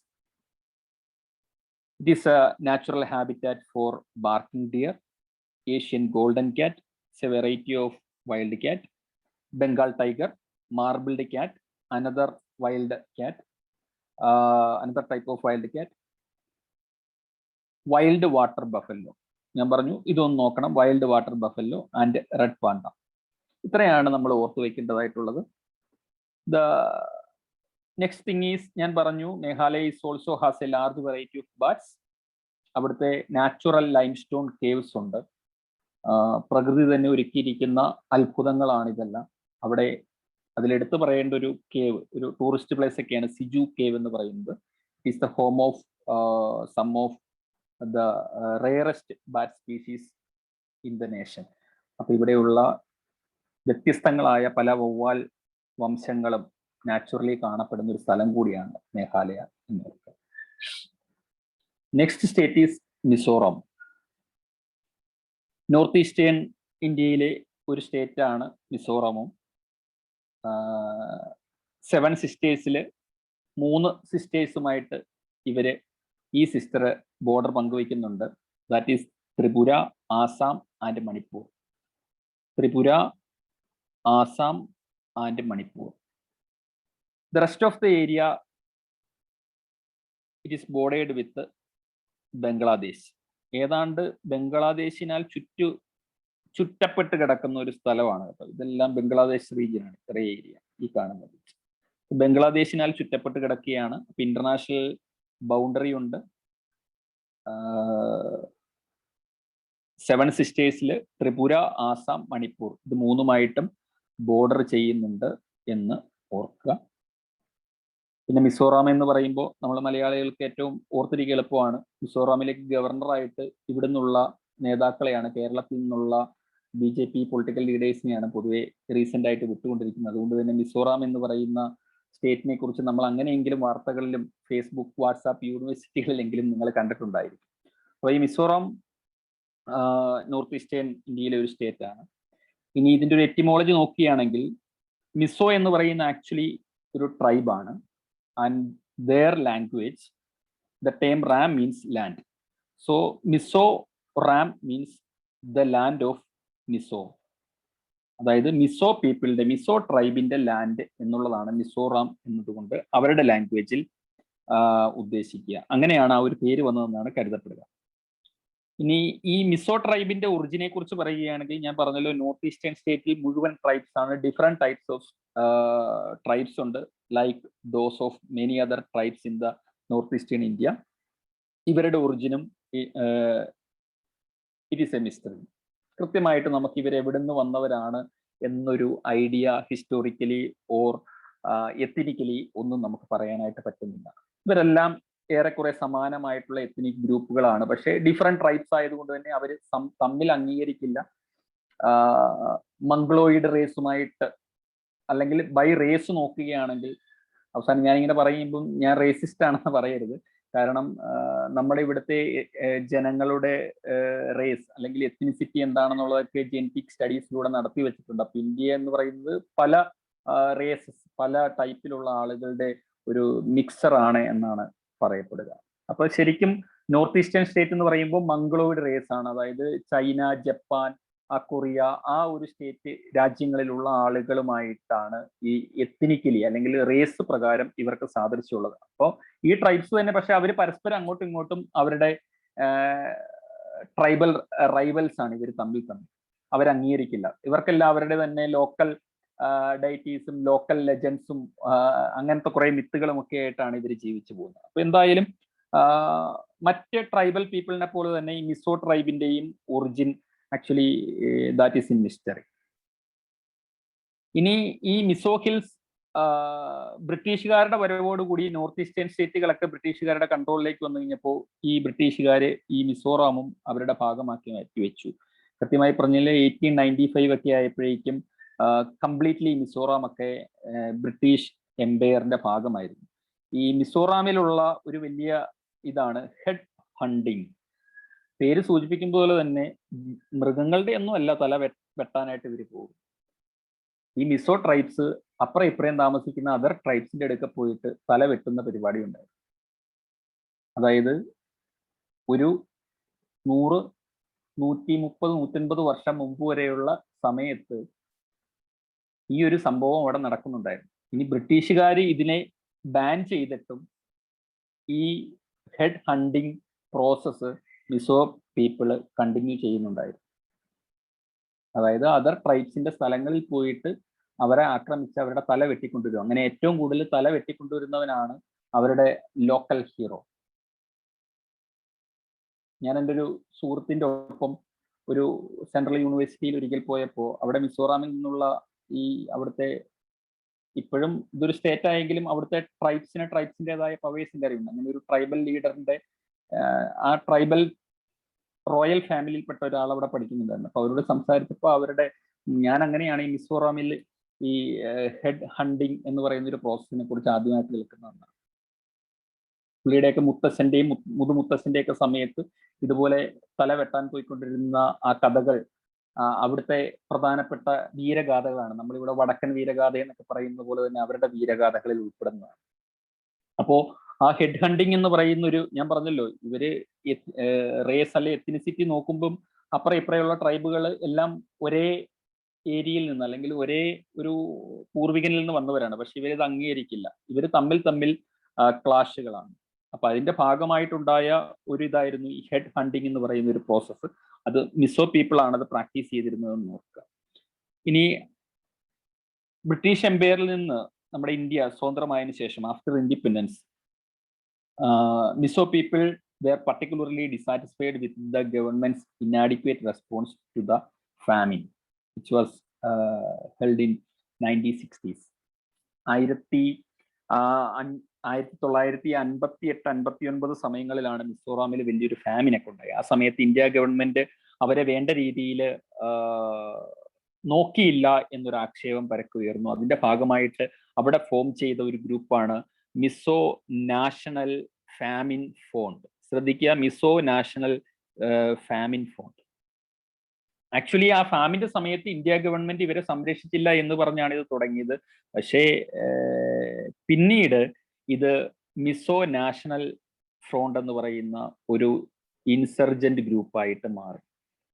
അങ്ങനെ 1960s ശേഷം ഈ MNF മിസോ നാഷണൽ ഫ്രോണ്ട് ഇവിടെ ഒരുപാട് ഇൻസർജൻസി ആക്ടിവിറ്റീസ് നടത്തി. And that activities were funded by East Pakistan and China. East Pakistan എന്ന് പറയുന്നത് ഇന്നത്തെ ബംഗ്ലാദേശ്. പണ്ട് ഇന്ത്യക്ക് സ്വാതന്ത്ര്യം കിട്ടിയതിന് ശേഷം പാകിസ്ഥാൻ, വെസ്റ്റ് പാകിസ്ഥാനും ഈസ്റ്റ് പാകിസ്ഥാനും ഉണ്ടായിരുന്നു. അപ്പൊ നിങ്ങൾക്കറിയാം, ഇന്ദിരാഗാന്ധിയുടെ ഭരണസമയത്ത് ഇന്ദിരാഗാന്ധി ഈസ്റ്റ് പാകിസ്ഥാനെ ആക്രമിച്ച് കീഴടക്കിയാണ് പിന്നീട് ബംഗ്ലാദേശ് എന്ന് പറയുന്ന ഒരു പുതിയ രാജ്യമായിട്ട് അവർ മാറുന്നത്. അപ്പൊ അതിലേക്കൊക്കെ നയിക്കാൻ ഈ പറയുന്ന പല കാരണങ്ങളും അവിടെ ഉണ്ടായിട്ടുണ്ട്. അപ്പൊ നമ്മുടെ മിസോറാമിലെ മിസോ നാഷണൽ ഫ്രോണ്ട് എന്ന് പറയുന്ന ഒരു ഇൻസർജൻസി ഗ്രൂപ്പ് ഉണ്ടായി. ആക്ച്വലി അത് ഉണ്ടായത് മിസോ നാഷണൽ ഫാമിൻ ഫ്രോണ്ട് എന്ന് പറയുന്ന ആ ഫാമിനുമായി ബന്ധപ്പെട്ട് ഉണ്ടാക്കപ്പെട്ട ഒരു ലോക്കൽ ബോഡിയാണ്. പിന്നീട് അതൊരു ഇൻസർജൻസി ഗ്രൂപ്പായിട്ട് മാറി. അങ്ങനെ സ്റ്റേറ്റ് സ്പോൺസേർഡ് ടെററിസത്തിന്റെ ഭാഗമായിട്ട് ഈസ്റ്റ് പാകിസ്ഥാനും, അതായത് അന്നത്തെ പാകിസ്ഥാനും ചൈനയും ഒക്കെയാണ് ഇവരെ ഫണ്ട് ചെയ്തുകൊണ്ടിരുന്നത്. അതുകൊണ്ട് എന്തുണ്ടായെന്ന് ചോദിച്ചു കഴിഞ്ഞാൽ, to counter these insurgency threats, the Indian government bombed the states areas affected with insurgency. അതായത് മിസോറാമില് ഈ ഇൻസർജൻസി ഗ്രൂപ്പുകാർ സ്ട്രോങ് ആയിട്ടുള്ള, അവർക്ക് സ്ട്രോങ് ഹോൾഡ് ഉള്ള സ്ഥലങ്ങളിൽ ഇന്ത്യ ഗവൺമെന്റ് നമ്മുടെ ഫൈറ്റർ ജെറ്റുകളെ വിട്ട് ബോംബിട്ടു. Which is the only known bombing of India on its own land. India ആദ്യമായിട്ടും അവസാനമായിട്ടും ഇന്ത്യയുടെ സ്വന്തം ടെറിട്ടറിയുടെ അകത്ത് ബോംബിടേണ്ടി വന്നു during the time of Indira Gandhi. ഇന്ദിരാഗാന്ധിയുടെ പീരീഡില് ഇന്ത്യ ഗവൺമെന്റ് ഈ ഇൻസർജൻസ് ഗ്രൂപ്പിനെ നേരിടാൻ വേണ്ടിയിട്ട് അവിടെ കൊണ്ടുപോയി ബോംബിടേണ്ടി വന്നു. അപ്പം അത്രയും ചൈനയും പാകിസ്ഥാനും ബാക്ക് ചെയ്തിട്ടുള്ള ഒരു ഇൻസർജൻസി ഗ്രൂപ്പായിരുന്നു ഈ പറയുന്ന മിസോ നാഷണൽ ഫ്രോണ്ട് എന്ന് നിങ്ങൾ മനസ്സിലാക്കുക. അവിടെ ആർമിക്ക് നേരിട്ട് പോയി യുദ്ധം ചെയ്തു കഴിഞ്ഞാൽ പോലും രക്ഷയില്ലായിരുന്നു. കാരണം അത്രയും മോസ്റ്റ് മോഡേൺ വെപ്പൺസ് ആണ് ചൈന അടക്കമുള്ള രാജ്യങ്ങൾ ഇവർക്ക് കൊടുത്തുകൊണ്ടിരുന്നത്. അതുകൊണ്ട് വേറെ രക്ഷയില്ലാതെ അവിടെ കൊണ്ടുപോയി ബോംബ് ഇടേണ്ടി വരും. അങ്ങനെ ഇന്ത്യയുടെ തന്നെ മെയിൻലാൻഡിൽ ബോംബ് ഇടേണ്ട ഒരു അവസ്ഥയിലേക്ക് എത്തിച്ചു. അപ്പൊ ആ ഇൻസർജൻസി ഗ്രൂപ്പിന്റെ ആക്ടിവിറ്റീസ് എത്ര ഭീഷണിയുള്ളതായിരുന്നു എന്ന് നിങ്ങൾ നോക്കുക. അങ്ങനെ 1971 മിസോ ഹിൽസിനെ ഒരു യൂണിയൻ ടെറിട്ടറി ആക്കി മാറ്റി. പിന്നീട് മിസോറാമിന് 1987 സ്റ്റേറ്റ്ഹുഡ് കിട്ടുന്നത്. അതുവരെയും അതൊരു യൂണിയൻ ടെറിട്ടറി ആയിട്ട് തന്നെയാണ് നിന്നുകൊണ്ടിരുന്നത്. അപ്പോൾ ഞാൻ പറഞ്ഞു, സ്വാതന്ത്ര്യത്തിന് ശേഷവും മിസോറാം എന്ന് പറയുന്നത് ആ മിസോ പീപ്പിളിന്റെ കൺട്രോളിൽ തന്നെ ഇരിക്കുകയായിരുന്നു. അവിടെ ഞാൻ പറഞ്ഞു ആ ഗ്രൂപ്പുകാർ പിന്നീട് ഒരു ഇൻസർജന്റ് ഗ്രൂപ്പായിട്ട് മാറി. That was backed by Pakistan and China. So, to counter the insurgency activities, Indian government bombed that particular areas with the insurgency. അപ്പോൾ ഞാൻ പറഞ്ഞു, ഇന്ത്യയുടെ ഓൺ ലാൻഡിൽ, ഇന്ത്യയുടെ ഓൺ ടെറിട്ടറിയിൽ ആദ്യമായിട്ടും അവസാനമായിട്ടും ബോംബിട്ടത് ഈ പറയുന്ന മിസോ റീജിയനിലാണ് എന്ന് ഓർക്കുക. 71 ഗവൺമെന്റുമായിട്ട് ചില എഗ്രിമെന്റുകൾ സൈൻ ചെയ്യുകയും 72 മിസോറാം എന്ന് പറയുന്ന ഒരു യൂണിയൻ ടെറിട്ടറി ആയിട്ട് മാറി. ദെൻ 1987 ആയപ്പോഴേക്കും ആണ് ഇതിന് സ്റ്റേറ്റ്ഹുഡ് കിട്ടുന്നത്. അപ്പൊ അത് ചരിത്രപരമായിട്ട് ജനറലി നിങ്ങൾ അറിഞ്ഞിരിക്കേണ്ട കുറച്ച് കാര്യങ്ങൾ പറഞ്ഞു എന്ന് മാത്രം. ഈ മിസോറാമിലെ ഡ്രെയിനേജ് സിസ്റ്റത്തിനെ കുറിച്ച് നമ്മൾ നോക്കുകയാണെങ്കിൽ കലാഡൻ റിവർ ആണ്, കൊലോഡൈൻ അല്ലെങ്കിൽ കലാഡൻ എന്നൊക്കെ പറയും. അവരുടെ ഭാഷയിൽ ചിംഡുയിപ്പുൾ എന്ന് പറയുന്ന ഒരു റിവറാണ് മിസോറാമിലെ ഏറ്റവും വലിയ റിവർ. അതുപോലെ തന്നെ അവിടുത്തെ മറ്റൊരു ഇമ്പോർട്ടന്റ് ലേക്ക് ഉണ്ട്, ദാറ്റ് ഈസ് പാലക് ലേക്ക്. ഈ പാലക് ലേക്കിന് ഒരു പ്രത്യേകതയുണ്ട്. That was created as A result of an earth cake and associated with a flood. അതായത് എർത്ത് കേക്ക് ഉണ്ടായി കഴിഞ്ഞപ്പോൾ ഒരു ഏരിയ സബ്മർജ് ചെയ്ത്, അതായത് താഴോട്ട് ഒരു ഏരിയ താഴുകയും മറ്റു കുറച്ച് ഏരിയ പൊങ്ങി വരികയും ചെയ്തു. അപ്പൊ അതിന്റെ ആ ഏരിയയിൽ ഈ കാണുന്നതാണ് പാലക് ലേക്ക് എന്ന് പറയുന്നത്. അപ്പോൾ ചുറ്റും മല പോലെയാണ്, അതിന്റെ നടുക്ക് ഒരു കുഴിയിൽ വെള്ളം, അതിൽ പിന്നീട് ഫ്ലഡഡ് ആയി വെള്ളം വന്ന് നിറഞ്ഞാണ് ലേക്ക് ഉണ്ടായതെന്നാണ് ജോഗ്രഫിക്കലി അതിന്റെ ഒരു എക്സ്പ്ലനേഷൻ പറയുക. ജിയോളജിക്കലി അല്ലെങ്കിൽ ജോഗ്രഫിക്കലി നമ്മൾ നോക്കുമ്പോൾ that was formed by an earth and that was associated with a flood. അപ്പോൾ ഫ്ലഡും എർത്ത് കേക്കും ഒക്കെ സംഭവിച്ചതിന്റെ ഭാഗമായിട്ട് ഉണ്ടായ ഒരു തടാകമാണ്. And so the local people in Mizoram believed that ഈ ഒരു സബ്മർജ്ഡ് മുങ്ങിപ്പോയൊരു വില്ലേജ് ഈ പാലക് ലേക്കിന്റെ അണ്ടറിൽ ഉണ്ടെന്നാണ് പറയുക. അതായത് ഒരു ഗ്രാമം അല്ലെ ഒരു നഗരം തന്നെ അതിന്റെ അടിയിൽ ഉണ്ടെന്നാണ് അവിടുത്തെ ലോക്കൽ പീപ്പിൾ വിശ്വസിക്കുക. അതിങ്ങനെ ആ എർത്ത് കേക്കിൽ ആ ഗ്രാമം മുഴുവൻ താന്നു പോയി അതിലേക്ക് വെള്ളം വന്ന് നിറഞ്ഞപ്പോഴാണ് ഈ ലേക്ക് ഉണ്ടായതെന്നാണ് അവരിപ്പോഴും വിശ്വസിക്കുന്നത്. ഇനി നാഷണൽ പാർക്സും ബയോസ്ഫിയർ റിസർവ്സും ഒക്കെ ആയിട്ട് ബന്ധപ്പെടുത്തി നമ്മൾ അറിഞ്ഞിരിക്കേണ്ടത്, first one is Phawngpui national park, അല്ലെങ്കിൽ the blue mountain national park എന്ന് പറയും. ഇത് മിസോറാമിലെ ഒരു പ്രധാനപ്പെട്ട നാഷണൽ പാർക്കാണ്.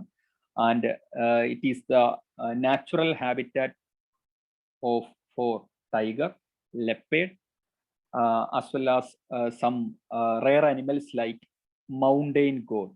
ഈ ചിത്രത്തിൽ കാണുന്നതാണ് ഇത്. നമ്മുടെ ഇവിടെ കാണുന്ന മൗണ്ടൻ ഗോട്ടിന് ഈ ഒരു കളറല്ല, കുറച്ചുകൂടി ഒരു ഗ്രേയിഷ് കളറാണ്. ആൻഡ് സ്ലോ ലോറീസ്, ഈ ജീവിയാണ് ഈ സ്ലോ ലോറീസ് എന്ന് പറയുന്നത്. അതുപോലെ തന്നെ ലെപ്പേഡ് ക്യാറ്റ്, ഈ ചിത്രത്തിൽ അത്ര ക്ലിയർ അല്ല, കറക്റ്റ് ഒരു പുള്ളിപ്പുലിയുടെ കുഞ്ഞാണെന്നേ നമ്മൾ വിചാരിക്കത്തുള്ളൂ. അതുപോലെയാണ് ലെപ്പേഡിന്റെ കുഞ്ഞാണെന്ന് തോന്നുന്ന രീതിയിലുള്ള അതേപോലെ തന്നെ ഡിസൈൻ മാർക്സ് ശരീരത്തിലുള്ള ഒരു വൈൽഡ് ക്യാറ്റ് ഉണ്ട്, ലെപ്പേഡ് ക്യാറ്റ് എന്നാണ് പറയുക. അതുപോലെ തന്നെ ഏഷ്യാറ്റിക് ബ്ലാക്ക് ബിയർ, നമ്മുടെ കാടുകളിൽ ഈ കരടിയുടെ തന്നെ പല വെറൈറ്റികൾ നമുക്ക് കാണാൻ കഴിയുന്നതിൽ ഏഷ്യാറ്റിക് ബ്ലാക്ക് ബിയർ ആണ് പൊതുവെ നോർത്ത് ഈസ്റ്റേൺ സ്റ്റേറ്റുകളിൽ നമുക്ക് കാണാനായിട്ട് കഴിയുക. അപ്പോൾ ബ്ലൂ മൗണ്ടെയിൻ നാഷണൽ പാർക്കിനെ കുറിച്ചാണ് പറഞ്ഞത്. മിസോറാമിലെ one of the famous national പാർക്കാണ്. And this is the home to mountain goat, slow lories, leopard cat, Asiatic black bear. അതുപോലെ തന്നെ ഞാൻ പറഞ്ഞു ടൈഗറും ലെപ്പേഡും, ഇന്ത്യയിലെ മിക്കവാറും എല്ലാ കാടുകളിലും തന്നെ ടൈഗറും ലെപ്പേഡും എന്തായാലും കാണാറുണ്ട്. Next protected area is Dampa tiger reserve. Dampa tiger reserve, it is a tiger reserve in Lushai hills. മിസോറാമും ഒരു ഹില്ലി റീജിയൻ ആണ്. മിസോറാമിൽ കാണുന്ന പ്രധാനപ്പെട്ട ഹില്ലി റീജിയൻ ആണ് ലൂഷായി ഹിൽസ് എന്ന് പറയുക. അപ്പോൾ നമ്മൾ ഗാരോ, ഹാസി, ജയന്തിയ ഹിൽസ് പഠിച്ചതുപോലെ തന്നെ ലൂഷായി ഹില്ലിന്റെയും ലൊക്കേഷൻ എവിടെയാണെന്ന് നിങ്ങളൊന്ന് അറിഞ്ഞു വെക്കുക. And this Dampa tiger reserve located in the Lushai hills and it's a part of project tiger. Project ടൈഗറിന്റെ അണ്ടറിൽ, അല്ലെങ്കിൽ it is under project tiger. Project ടൈഗറിന്റെ അണ്ടറിൽ ടൈഗറിനെ പ്രൊട്ടക്ട് ചെയ്യാൻ ഉണ്ടായിട്ടുള്ള ഒരു റിസർവ് ആണ് Dampa tiger reserve. Apart from Bengal tigers, it is a natural home to Indian leopard, sloth bear, Gaur ഞാൻ പറഞ്ഞു ഇന്ത്യൻ ബൈസൺ ആണ്, കാട്ടുപോത്താണ്, barking deer, wild boar, hoolock gibbon നമ്മൾ നേരത്തെ കണ്ടതാണ്, ഒരു പ്രൈമേറ്റ് ആണ്, Phayre's leaf monkey, grey langur and rhesus macaque etcetera. അപ്പൊ നമ്മൾ ഈ നോർത്ത് ഈസ്റ്റേൺ സ്റ്റേറ്റുകളിൽ കാണുന്ന ജീവികൾ മിക്കവാറും എല്ലാം അവിടുത്തെ കാടുകളിൽ കോമൺ ആയിട്ട് കാണുന്നതാണ്. ഇവിടെ നിങ്ങൾ പ്രത്യേകിച്ച് ഓർക്കേണ്ട കാര്യങ്ങളൊന്നുമില്ല. Dampa tiger reserve is a tiger reserve under project tiger എന്ന് ഓർക്കുക. ടൈഗറിനെ കൂടാതെ നമ്മൾ നേരത്തെ മറ്റ് നാഷണൽ പാർക്കുകളിൽ കണ്ട ജീവികളൊക്കെ തന്നെയാണ് hoolock gibbon, barking deer, leopard, sloth bear, slow loris, ഇതൊക്കെ തന്നെയാണ് നമുക്ക് ഈ പറയുന്ന ഡംബ ടൈഗർ റിസർവിലും നമുക്ക് കാണുവാനായിട്ട് സാധിക്കുക. Another important national park is Murlen national park. Murlen national park is a national park located to Chin hills. Chin hills എന്ന് പറയുന്നത് മ്യാൻമാറിന്റെ ഭാഗമാണ്. അപ്പം മ്യാൻമാറിൽ നിന്ന് ഉത്ഭവിച്ച് നമ്മുടെ ഇന്ത്യൻ സ്റ്റേറ്റിലേക്ക് നിവർന്നു കിടക്കുന്ന ഒരു ഹില്ലാണ് ചിൻ ഹിൽസ് എന്ന് പറയുക. അപ്പം ആ ചിൻ ഹിൽസിനടുത്താണ് ശരിക്കും പറഞ്ഞാൽ മുർലൻ നാഷണൽ പാർക്ക് എന്ന് പറയുന്നത്.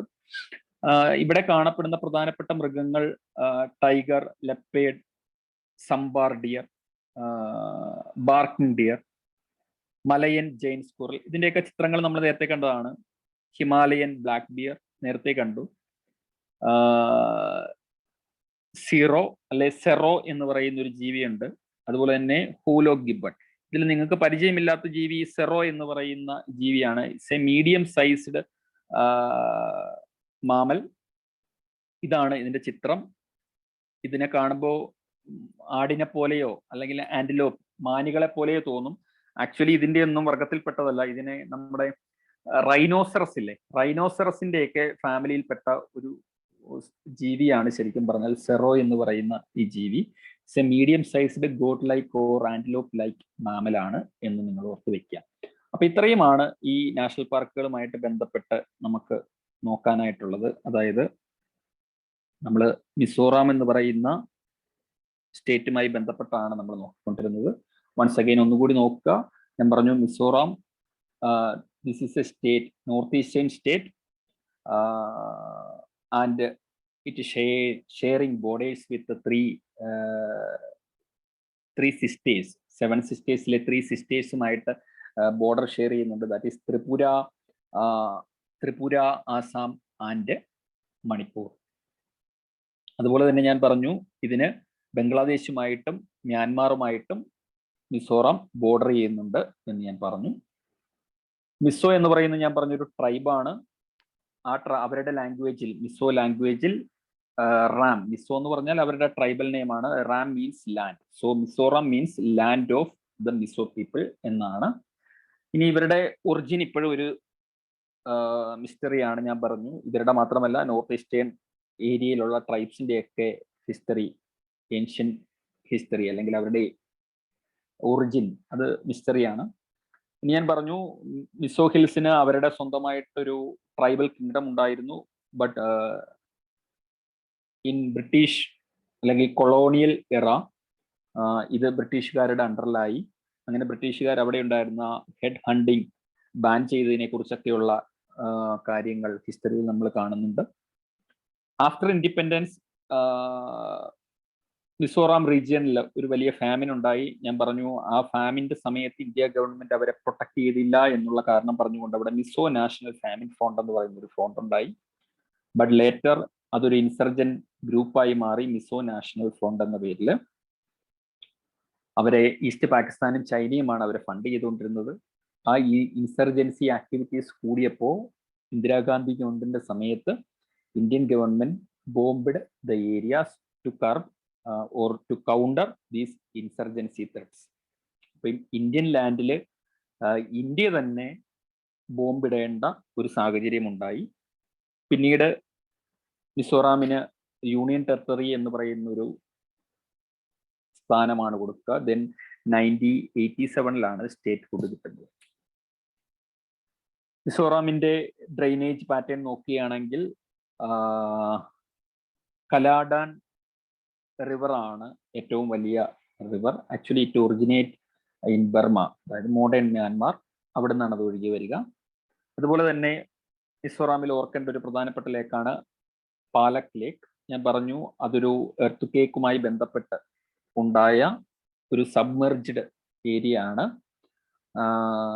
പിന്നീട് അത് ഫ്ലഡഡ് ആയപ്പോൾ അതിൽ വെള്ളം നിറഞ്ഞു, അങ്ങനെയാണ് ഈ ലേക്ക് ഉണ്ടായത്. So the local people believe that ആ സബ്മർജ് ചെയ്തു പോയ village that remains intact deep under the waters of Palak lake. Palak ലേക്കിന്റെ ആ വെള്ളത്തിനടിയിൽ ആ നഗരം മുഴുവൻ ഇപ്പോഴും ഉണ്ടെന്നാണ് അവിടെയുള്ള ലോക്കൽ പീപ്പിൾ വിശ്വസിക്കുന്നത്. The protected areas associated with Mizoram are, first one is the Blue Mountain National Park. പേര് സൂചിപ്പിക്കും പോലെ തന്നെ മൗണ്ടെയിൻ റീജിയൻ ആണ്, അതുകൊണ്ടാണ് ബ്ലൂ മൗണ്ടെയിൻ എന്നുള്ളൊരു പേര് വന്നത്. And it is the natural habitat for tiger, leopard, and other rare species like mountain goat, slow loris, leopard cat, Asiatic black bear, etc. അപ്പോൾ മൗണ്ടെയിൻ ഗോട്ട് മലയിൽ കാണുന്ന ആടുകള്, സ്ലോ ലോറിസ്, ലെപ്പേഡ് ക്യാറ്റ്, പുള്ളിപ്പുലിയെ പോലെ ഇരിക്കുന്ന അതിന്റെ കബ്ബാണെന്ന് തോന്നുള്ളൂ, അതിന്റെ കുട്ടിയാണെന്ന് തോന്നുന്ന രീതിയിലുള്ള വൈൽഡ് ക്യാറ്റ്സ് ഉണ്ട്. അതുപോലെ തന്നെ ഏഷ്യാറ്റിക് ബ്ലാക്ക് ബിയർ, ഇതെല്ലാം കാണപ്പെടുന്ന ഒരു സ്ഥലമാണ് ഈ നാഷണൽ പാർക്ക് എന്ന് ഓർക്കുക. The next one is Dampa tiger reserve. It is a tiger reserve under project tiger, അല്ലെങ്കിൽ it's a part of project tiger. ടൈഗറിനെ കൂടാതെ leopard, sloth bear, gaur, barking deer, wild boar, hoolock gibbon, Phayre's, leaf monkey, grey langur, rhesus macaque, slow loris, etcetera. ഇതൊക്കെയാണ് ഈ പറയുന്ന Dampa tiger റിസർവിൽ. Tiger reserve ആയതുകൊണ്ട് തന്നെ ടൈഗറിനെയാണ് protect ചെയ്യുന്നത് എന്ന് ഓർക്കുക. അടുത്തതാണ് മുർലൻ നാഷണൽ പാർക്ക്. ഞാൻ പറഞ്ഞു ആക്ച്വലി ഇത് ഇന്റർനാഷണൽ ബോർഡറിനടുത്തുള്ള ഒരു നാഷണൽ പാർക്കാണ്. Very close to Chin hills. Chin hills എന്ന് പറയുന്നത് മ്യാൻമാറിലുള്ള ഒരു ഹില്ലാണ്. അപ്പൊ നമ്മുടെ മിസോറാം റീജിയനിലേക്ക് ആ ഹില്ലിന്റെ പോർഷൻ കിടപ്പുണ്ട്. അപ്പൊ അതിനടുത്താണ് ഈ മുർലൻ നാഷണൽ പാർക്ക് ഇരിക്കുന്നത്. It is a natural habitat for tiger, leopard, sambar deer, barking deer, Malayan giant squirrel, Himalayan black bear, serow, hoolock gibbon, etcetera. Serow ഞാൻ പറഞ്ഞു ആക്ച്വലി റൈനോസറസിന്റെ ഫാമിലിയിൽപ്പെട്ട ഒരു സ്പീഷീസ് ആണ്. പക്ഷേ ആ റൈനോസറസിനെ പോലെയൊന്നും അല്ല ഇരിക്കുന്നത്, അത്രയും സൈസ് ഒന്നുമില്ല. It's a medium sized God like or antelope like, ചെറിയൊരു ആട് അല്ലെങ്കിൽ ഒരു മാനിന്റെ വലിപ്പത്തിലുള്ള ഒരു ജീവിയാണ്, ഒരു മാമലാണ് എന്ന് ഓർക്കുക. Next state is Nagaland. another state in northeastern India. It is bordered by Arunachal Pradesh, Assam, Manipur, and it has also international border with Myanmar. Manipur ഉണ്ട്, ആസാം ഉണ്ട്, അരുണാചൽ പ്രദേശ് ഈ സൈഡിലാണ് വരിക. This is Myanmar. അപ്പോ നാഗാലാൻഡ് എന്ന് പറയുന്നത് നോർത്ത് ഈസ്റ്റേൺ ഇന്ത്യയിലെ ഒരു പ്രധാനപ്പെട്ട സ്റ്റേറ്റ് ആണ്. And it is bordered with Indian states like Assam, Manipur and Arunachal Pradesh. And it has also international borders with Myanmar. മ്യാൻമാറുമായിട്ട് ഇന്റർനാഷണൽ ബോർഡർ പങ്കുവയ്ക്കുന്നുണ്ട് എന്ന് ഓർക്കുക. ഇൻ ഏൻഷ്യന്റ് ഹിസ്റ്ററി ഈ നാഗാസിനെ കുറിച്ചുള്ള കാര്യങ്ങൾ ആക്ച്വലി അൺക്ലിയർ ആണ്, ക്ലിയർ അല്ല. കാരണം നേരത്തെ ഞാൻ പറഞ്ഞല്ലോ, ഈ ട്രൈബൽ പീപ്പിൾ ഒക്കെ എവിടുന്ന് വന്നു എന്ന് ചോദിച്ചു കഴിഞ്ഞാൽ that is in mystery now, ഇപ്പോഴും സ്റ്റിൽ.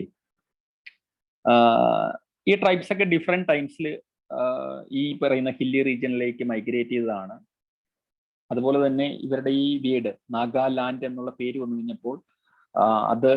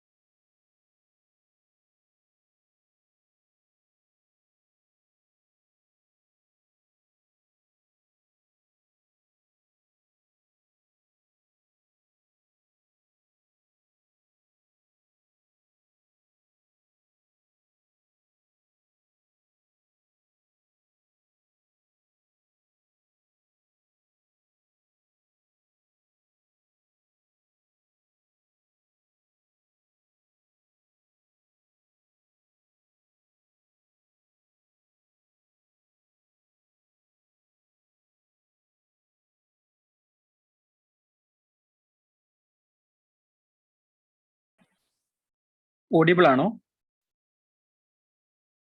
ഓഡിയബിൾ ആണോ? ഓക്കെ.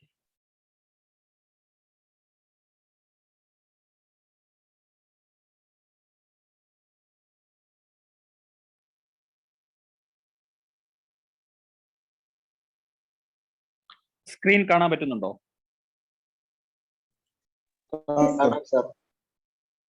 ക്ലിയർ ആണോ? എന്റെ വോയിസ് ബ്രേക്ക് ആവുന്നുണ്ടോ? ക്ലിയർ ആണോ?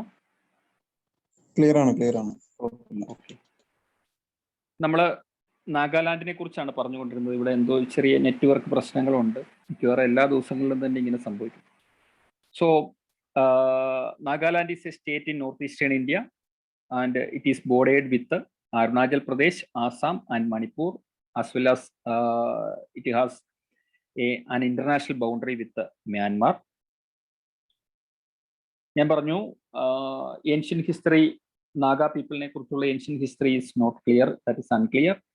Tribes migrated at different times. പല സമയങ്ങളിൽ ഈ ട്രൈബ്സ് മൈഗ്രേറ്റ് ചെയ്തതാണ്.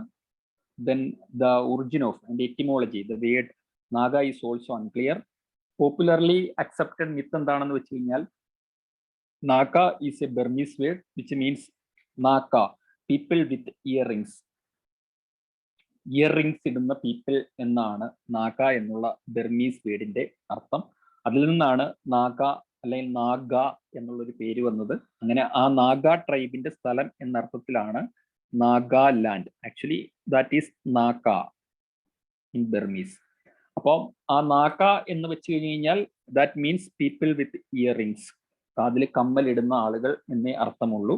അപ്പൊ അത്തരത്തിലുള്ള പീപ്പിളിന്റെ, അത്തരത്തിലുള്ള ആ ട്രൈബൽ ഗ്രൂപ്പിന്റെ ലാൻഡ് എന്നുള്ള അർത്ഥത്തിലാണ് നാഗാലാൻഡ് എന്നൊരു പേര് വന്നത്. Before the arrival of European powers, especially the Britishers in south Asia, നമുക്ക് ചരിത്രപരമായിട്ട് നോക്കിക്കഴിഞ്ഞു കഴിഞ്ഞാൽ ഈ നാഗാലാൻഡിലുള്ള ട്രൈബ്സും നാഗ ട്രൈബ്സും ബർമീസ് കിങ്ഡവും തമ്മിൽ നിരന്തരമായിട്ടുള്ള യുദ്ധങ്ങൾ നടന്നിട്ടുള്ളത്, അല്ലെങ്കിൽ ബർമക്കാരുടെ ഇൻവേഷൻസ് നടന്നിട്ടുള്ളതായിട്ട് കാണുവാനായിട്ട് കഴിയും. But with the arrival of British East India Company and followed by the British state, അതായത് ബ്രിട്ടീഷ് ഗവൺമെന്റ് ഇവിടെ വരുന്നു. ബ്രിട്ടൻ അവരുടെ കിങ്ഡം എക്സ്പാൻഡ് ചെയ്യുന്നതിന്റെ ഭാഗമായിട്ട് നമ്മുടെ നോർത്ത് ഈസ്റ്റേൺ സ്റ്റേറ്റുകൾ, അതായത് സൗത്ത് ഏഷ്യയിലെ ഒട്ടുമിക്ക എല്ലാ സ്ഥലങ്ങളും ബ്രിട്ടന്റെ കോളനിയാക്കി മാറ്റി.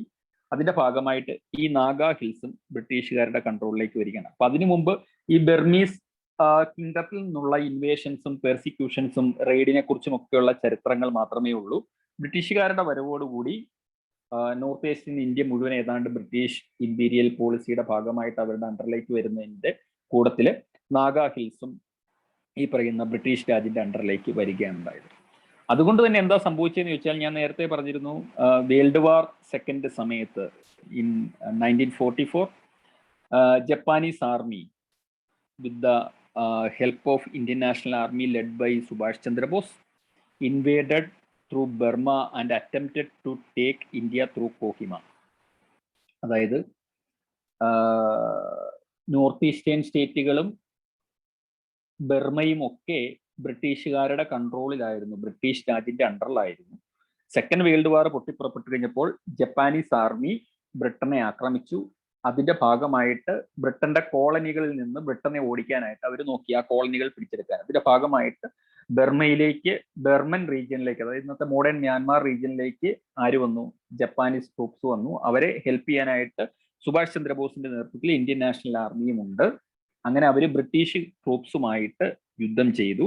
അപ്പൊ അത് നോർത്ത് ഈസ്റ്റിലെ പല സ്ഥലങ്ങളിലും ഇതിന്റെ എക്കോ, അലയടികൾ ഉണ്ടായിട്ടുണ്ട്. അതിൽ പ്രധാനപ്പെട്ട ഒരു സ്ഥലം നാഗാലാൻഡ് ആണ്. അതിൽ തന്നെ പർട്ടിക്കുലർലി കോഹിമ. അവിടെ ഒരു വേൾഡ് വാർ സെക്കൻഡ് സെമെട്രി ഉണ്ട് ഈ ചിത്രത്തിൽ കൊടുത്തിരിക്കുന്നത്. അതായത് വേൾഡ് വാർ സെക്കൻഡിന്റെ സമയത്ത് ഈ പറയുന്ന ബ്രിട്ടീഷ് ആർമിയും ജപ്പാനീസ് ട്രൂപ്സും തമ്മിൽ യുദ്ധം ചെയ്തു കഴിഞ്ഞപ്പോൾ അതിൽ മരണപ്പെട്ട ആളുകളെല്ലാം അടക്കം ചെയ്ത ഒരു സെമെട്രി അവിടെ ആ വാർ മെമ്മോറിയൽ ആയിട്ട് ഇപ്പോഴുമുണ്ട്. വേൾഡ് വാർ സെക്കൻഡിന്റെയൊക്കെ സമയത്ത് നോർത്ത് ഈസ്റ്റേൺ സ്റ്റേറ്റിലുള്ള ആളുകൾ ഒരുപാട് സ്ട്രഗിൾ ചെയ്തു എന്നാണ് ഞാൻ പറയുന്നത്. നിങ്ങൾ മനസ്സിലാക്കേണ്ടത്. കാരണം രണ്ട് കൊളോണിയൽ പവറുകൾ തമ്മിൽ, ബ്രിട്ടനും ജപ്പാനും തമ്മിലുള്ള പ്രശ്നമാണ്. അത് ആ യുദ്ധം വേൾഡ് വാറിന്റെ സമയത്ത് ഇവർ തമ്മിലുള്ള യുദ്ധം പലപ്പോഴും നടന്നത് നമ്മുടെ നോർത്ത് ഈസ്റ്റേൺ സ്റ്റേറ്റ്സിനെ അഫക്ട് ചെയ്തിട്ടുണ്ട്. അവിടെയുള്ള സാധാരണക്കാരായ ഒരുപാട് ആളുകൾ ഈ യുദ്ധത്തിന്റെ കെടുതികളിൽപ്പെട്ട് മരിച്ചു പോയിട്ടുമുണ്ട് എന്നോർക്കുക. ആക്ച്വലി നാഗാ ഹിൽസ് അത് ബ്രഹ്മപുത്ര വാലി, ബ്രഹ്മപുത്ര ഒഴുകുന്നതിനടുത്താണ്. അപ്പം നമ്മൾ റിവർ സിസ്റ്റവും റിവർ എതുവഴി ഒഴുകുന്നു, ഹിൽസ് എവിടെയാണെന്നൊക്കെ നോക്കണം. നമ്മൾ നേരത്തെ ഗാരോ ഹാസി ജയന്തിയ ഹിൽസ് കണ്ടു. ഇതിൽ നാഗാ ഹിൽസ് ഞാൻ അടയാളപ്പെടുത്തിയിട്ടുണ്ട്. ഈ കാണുന്നതാണ് നാഗാ ഹിൽസ് എന്ന് പറയുക. അപ്പോൾ Naga hills rises from the Brahmaputra Valley and this Naga hills merge with Patkai range. Patkai range എന്ന് പറയുന്നത് ദീ കിടക്കുന്നതാണ്. ഒന്നെന്നും പറഞ്ഞ് നമ്പർ ഇട്ട് വെച്ചിട്ടുണ്ട്. ഞാനിത് വരച്ചത് കൊണ്ട് കുറച്ചുകൂടി അൺക്ലിയർ ആയിട്ടുണ്ടെന്ന് തോന്നുന്നു. അപ്പോൾ ആ നമ്പർ കൊടുത്തിട്ടുണ്ട്. 1 എന്ന് നമ്പർ കൊടുത്തിരിക്കുന്നത് പട്കായി ബൂം അല്ലെങ്കിൽ പട്കായി റേഞ്ച്. അതിന് താഴെ കിടക്കുന്നതാണ് നാഗാ ഹിൽസ് എന്ന് പറയുന്നത്. ഇത് രണ്ടും കൂടി മെർജ് ചെയ്യുന്ന സ്ഥലമുണ്ട്. അവിടെയാണ് നമ്മൾ ബർമയുമായിട്ട് ബോർഡർ ചെയ്യുന്നത്. ആക്ച്വലി മ്യാൻമാറുമായിട്ട് ബോർഡർ ചെയ്യുന്നത് ആ ഒരു റീജിയനിലാണ് എന്നോർക്കുക. അപ്പം നാഗാ ഹിൽസും പട്കായി റേഞ്ചും അത് ആക്ച്വലി നാഗാലാൻഡ് ആണ് എന്ന് ഓർക്കുക. ഇനി ലൊക്കേഷൻ നോക്കാൻ നേരത്ത് ഇപ്പുറത്ത് കണ്ടല്ലോ ഗാരോ ഹാസി ജയന്തിയ ഹിൽസ് കഴിഞ്ഞിട്ട് പിന്നീട് എന്ത് കിടക്കുന്നു, ബറൈൽ റേഞ്ച് എന്ന് പറയുന്ന ഒരു റേഞ്ച് ഉണ്ട്. മീസോ ഹിൽസിനെ കുറിച്ച് നമ്മൾ നേരെ പറഞ്ഞു, അത് ഞാനിതിൽ മാർക്ക് ചെയ്തിട്ടുണ്ട്. നാഗാ ഹിൽസ് എവിടെയാണ്, പട്കായി ബൂം അല്ലെങ്കിൽ പട്കായി റേഞ്ച് എവിടെയാണെന്നുള്ളത് ഈ ചിത്രത്തിൽ ഞാൻ മാർക്ക് ചെയ്തിട്ടുണ്ട്. ഇതെല്ലാം UPSCക്ക് ഇഷ്ടമുള്ള കുറെ ഹില്ലി റീജിയൻസ് ആണ്.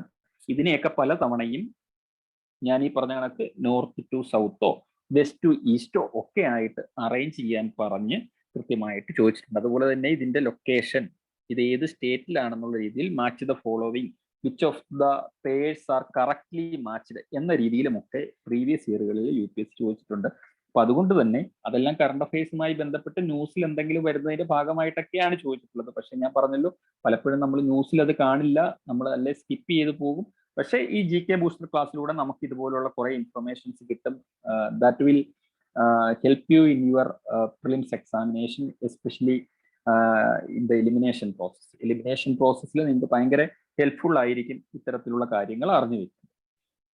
സോ നാഗാലാൻഡുമായി ബന്ധപ്പെട്ട് നമ്മൾ നാഗാ ഹിൽസ്, പട്കായി റേഞ്ച് ഇത് രണ്ടെണ്ണം കണ്ടു. നമ്മൾ മിസോറാമുമായിട്ട് ബന്ധപ്പെട്ട് മീസോ ഹിൽസിനെ കുറിച്ച് കണ്ടു. മേഘാലയനെ കുറിച്ച് പറഞ്ഞു കഴിഞ്ഞപ്പോൾ മേഘാലയ പ്ലേറ്റയുടെ ഭാഗമായിട്ട് ഗാരോ ഹാസി ജയന്തിയ ഹിൽസിനെ കുറിച്ചും ഒക്കെ നമ്മൾ ഇതിൽ പറഞ്ഞു. Okay, fine. സോ ഇനി നാഗാലാൻഡുമായി ബന്ധപ്പെട്ട് പ്രധാനപ്പെട്ട റിവറുകൾ, നമ്മുടെ ഹിമാലയൻ മേജർ റിവേഴ്സ് ഒന്നും തന്നെ ഇല്ല ഇതിൽ. ഡൊയാങ് ആൻഡ് ദിബു എന്നൊക്കെ പറയുന്ന ചെറിയ റിവറുകളാണ്. പിന്നീട് നമ്മുടെ ബാരാക് റിവർ ഈ പറയുന്ന നാഗാലാൻഡിലൂടെ ഒഴുകുന്നുണ്ട് എന്നൊന്ന് ഓർത്തു വെക്കുക. That's not important. ഇനി നാഗാലാൻഡുമായി ബന്ധപ്പെട്ട് അവിടുത്തെ protected area, national parks and wildlife സാങ്ച്വറീസുമായി ബന്ധപ്പെടുത്തി ഓർത്തിരിക്കേണ്ടത്, first one is Ntangki national park.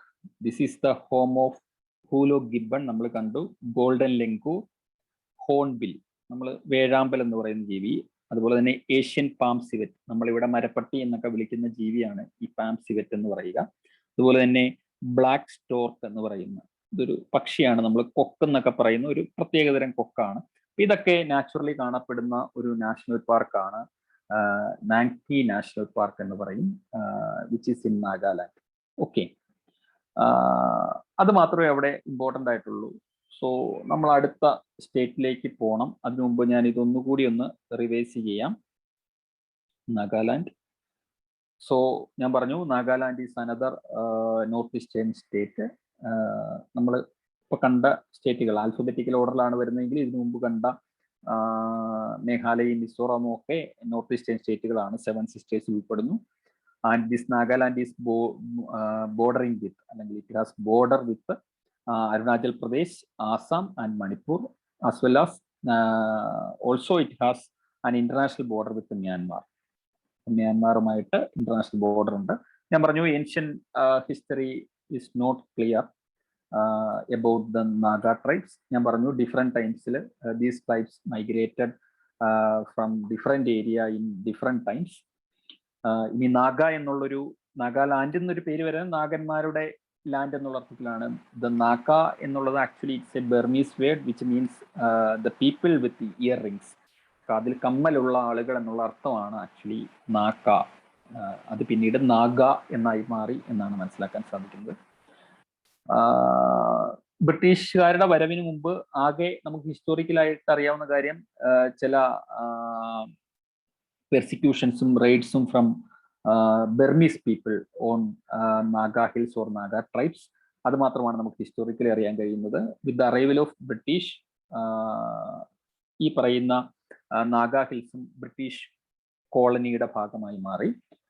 So അതുകൊണ്ട് തന്നെ 1944 വേൾഡ് വാർ സെക്കൻഡിന്റെ ടൈമിൽ, during the time of world war second, Japanese army ബ്രിട്ടന്റെ കോളനികളിൽ ആക്രമണം നടത്തുന്നുണ്ട് with the help of Indian National Army led by Netaji Subhash Chandrabose.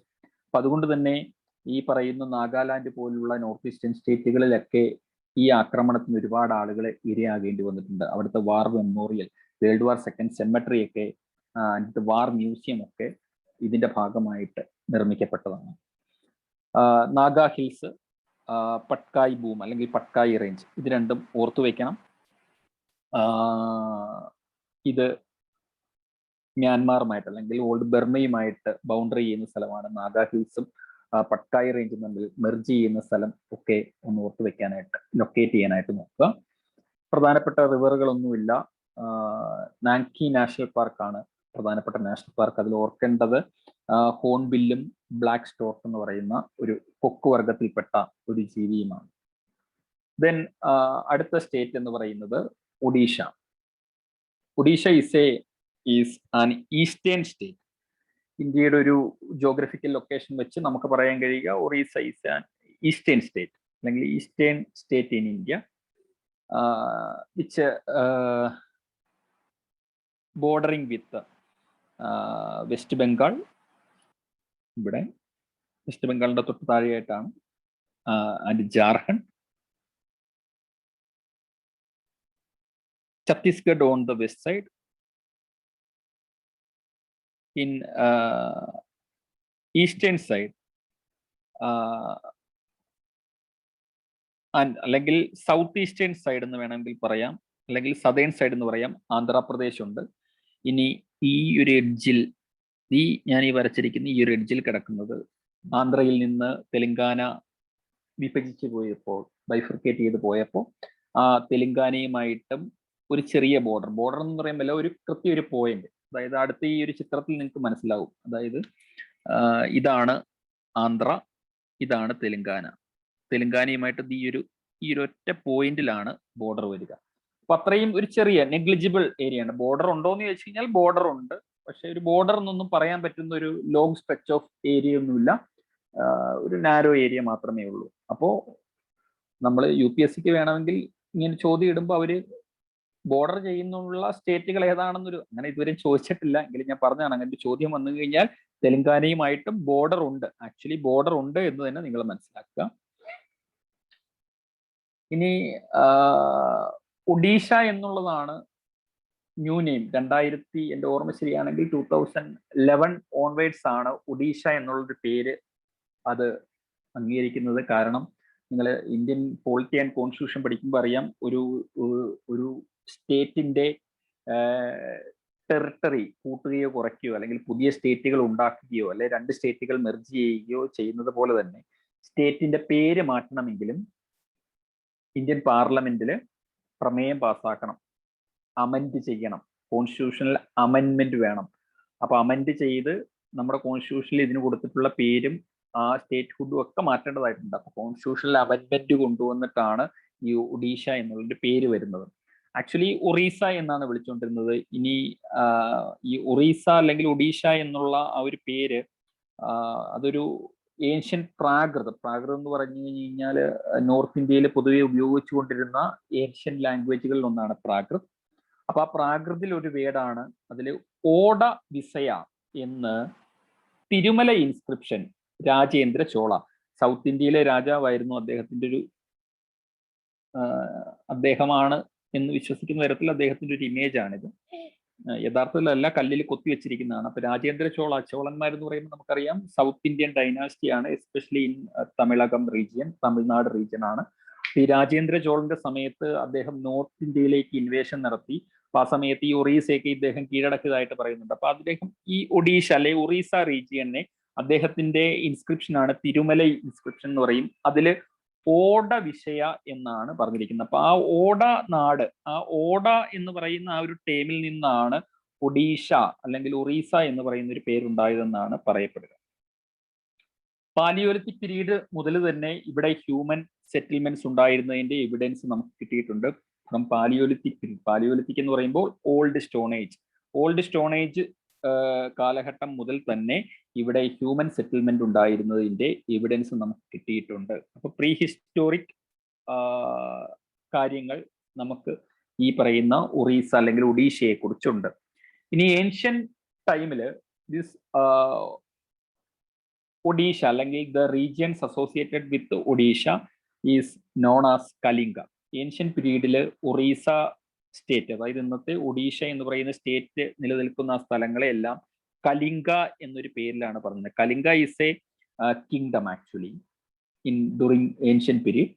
അപ്പോ ആ കലിംഗ എന്ന് പറയുന്ന രാജ്യത്തിനെ കുറിച്ച് ancient text like Mahabharata, Vayu Purana etcetera mention ചെയ്തിട്ടുണ്ട്. അതായത് അന്ന് ഇന്ത്യയിൽ ഉണ്ടായിരുന്ന ഒരു രാജ്യമായിട്ടാണ്, ഒരു കിങ്ഡം ആയിട്ടാണ് കലിംഗയെ കുറിച്ച് ഈ മഹാഭാരതത്തിലും വായുപുരാണം പോലുള്ള ഹിന്ദു ടെക്സ്റ്റുകളിൽ, റിലീജിയസ് ടെക്സ്റ്റുകളിൽ മെൻഷൻ ചെയ്തിട്ടുള്ളത്. ഇനി നമുക്ക് കലിംഗയെ കുറിച്ച് കൃത്യമായ ഒരു ഹിസ്റ്റോറിക്കൽ എവിഡൻസ് ഉള്ളതെന്ന് പറഞ്ഞു കഴിഞ്ഞാൽ അശോകന്റെ ഇൻസ്ക്രിപ്ഷൻസിൽ നിന്നാണ്. കൃത്യമായി പറഞ്ഞാൽ Ashoka the great, the Mauryan ruler, the emperor Ashoka invaded and conquered Kalinga in a bloody war named Kalinga War, which was fought in 261 BC. 261 BC-യിൽ അശോക ചക്രവർത്തി കലിംഗത്തിനെ ആക്രമിച്ച് കീഴടക്കി എന്നാണ് പറയപ്പെടുക. This information is found from an rock inscription by Ashoka itself. അശോകൻ സ്ഥാപിച്ച 13th rock inscription. നമ്മൾ ഹിസ്റ്ററിയിലേക്ക് വരുമ്പോൾ അതിനെക്കുറിച്ച് ഡീറ്റെയിൽ ആയിട്ട് അറിഞ്ഞിരിക്കേണ്ടതാണ്. അശോകൻ ഒരുപാട് റോക്ക് ഇൻസ്ക്രിപ്ഷൻസും അതുപോലെ തന്നെ പില്ലർ ഇൻസ്ക്രിപ്ഷൻസും ഒക്കെ സ്ഥാപിച്ചിട്ടുണ്ട്.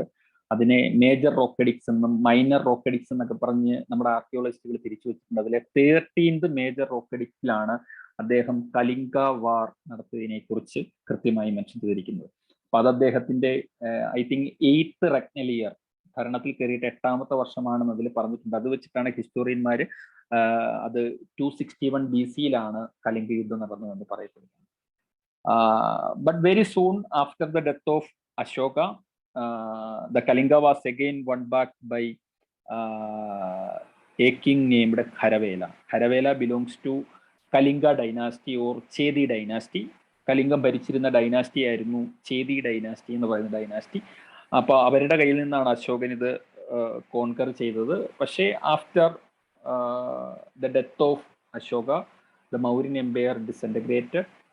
So that time king Kharavela ഈ പറയുന്ന റീജിയൻ തിരിച്ചെടുക്കുകയാണ്, അല്ലെങ്കിൽ അവര് ഇൻഡിപെൻഡൻസ് പ്രഖ്യാപിക്കുകയാണ് ഉണ്ടായത്.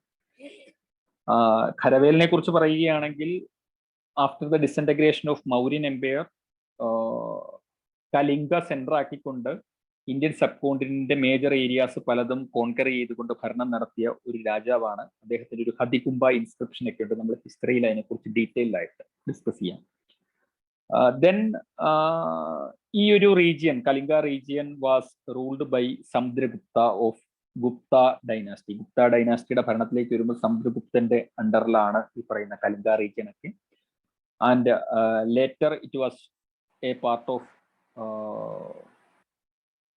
വർദ്ധന ഡൈനാസ്റ്റി ഓർ ഹർഷവർദ്ധന. ഹർഷന്റെ എംപയറിന്റെ അണ്ടറിലായിരുന്നു പിന്നീട് ഇത്. അതിനുശേഷം ഏർലി മിഡീവൽ പീരീഡിലേക്ക് വരുമ്പോൾ it was ruled by eastern Ganga dynasty and this dynasty was followed by Gajapati dynasty or Gajapati kingdom. ഇത് ആ ഗജപതി കിങ്ഡം ഭരിച്ചുകൊണ്ടിരുന്നപ്പോൾ അവരുടെ കിങ്ഡത്തിന്റെ മൊത്തം ഉണ്ടായ സ്ഥലമാണ് ഇതിൽ ഈ പറയുന്ന ഈ നമ്മുടെ ബംഗാളും വെസ്റ്റ് ബംഗാളിന്റെ ഭാഗവും ബംഗ്ലാദേശിന്റെ കുറച്ച് ഭാഗവും ഒറീസയും ഒക്കെ ചേരുന്നതായിരുന്നു ഈ പറയുന്ന ഗജപതി കിങ്ഡം എന്ന് പറയുക. അപ്പൊ ഗജപതി കിങ്ഡത്തിന്റെ അണ്ടറിലായിരുന്നു. Then some parts of Orissa region were under the control of Marathas and some other portions were under the control of Mughals. ശരിക്കും മുഗൾസിന്റെയും മറാത്താസിന്റെയും കൺട്രോൾ, കാരണം ഈ ഒരു റീജിയനിൽ മറാത്ത എംപയർ ഇങ്ങനെ നീണ്ടു നിവർന്ന് കിടപ്പുണ്ട്. അപ്പൊ അവരുടെ കൺട്രോൾ ഉണ്ട്. ബ്രിട്ടീഷുകാരുടെ ബംഗാൾ പ്രസിഡൻസി ഉണ്ട്. അപ്പൊ ബ്രിട്ടീഷുകാരുടെ കൺട്രോളും ഇവിടെയുണ്ട്. ശരിക്കും ആക്ച്വലി ബ്രിട്ടീഷുകാര് കോസ്റ്റൽ റീജിയൻ, ഒറീസയുടെ സദേൺ കോസ്റ്റൽ റീജിയൻസ് ഒക്കെ ആക്ച്വലി ബ്രിട്ടീഷുകാരുടെ കൺട്രോളിലായിരുന്നു. നോർത്തേൺ ഏരിയയൊക്കെ അതുപോലെ തന്നെ വെസ്റ്റേൺ ഏരിയയും മറാത്താസിന്റെ കൺട്രോളിലായിരുന്നു. After third Anglo Maratha war, മറാത്താസും ബ്രിട്ടീഷുകാരും തമ്മിൽ 3 യുദ്ധങ്ങൾ നടന്നിട്ടുണ്ട്. അതിൽ മൂന്നാമത്തെയും അവസാനത്തെയും യുദ്ധമാണ് തേർഡ് ആംഗ്ലോ മറാത്ത വാർ എന്ന് പറയുക. അതിൽ മറാത്താസ് പരാജയപ്പെടുകയാണ്. അങ്ങനെ മറാത്താസിന്റെ പരാജയത്തോടു കൂടി ഈ പറയുന്ന entire Orissa region came under the rule of British Raj. അങ്ങനെ അത് ബംഗാൾ പ്രസിഡൻസിയോട് ഇൻകോർപ്പറേറ്റ് ചെയ്യുകയാണ് ഉണ്ടായത്. അപ്പൊ ബ്രിട്ടീഷുകാരുടെ കാലഘട്ടത്തിൽ ബ്രിട്ടീഷുകാർക്ക് അതിൽ ഫുൾ കൺട്രോൾ ഉണ്ടായിരുന്നില്ല. കുറെയൊക്കെ മറാത്താസിന്റെ കൺട്രോളിലായിരുന്നു. ആ മറാത്ത വാറിന് ശേഷം ആ റീജിയൻസ് എല്ലാം ചേർത്തുകൊണ്ട് ബംഗാൾ പ്രസിഡൻസിയോട് ഇവരിതിനെ കൂട്ടിച്ചേർത്തു. ഇനി ഈ ഒഡീഷയുടെ ഒരു ജോഗ്രഫിക്കൽ ഫീച്ചേഴ്സ് നോക്കുകയാണെങ്കിൽ, the major rivers flowing through Odisha are Subarnarekha, Baitarani river, Brahmani river, Mahanadi and Rushikulya river.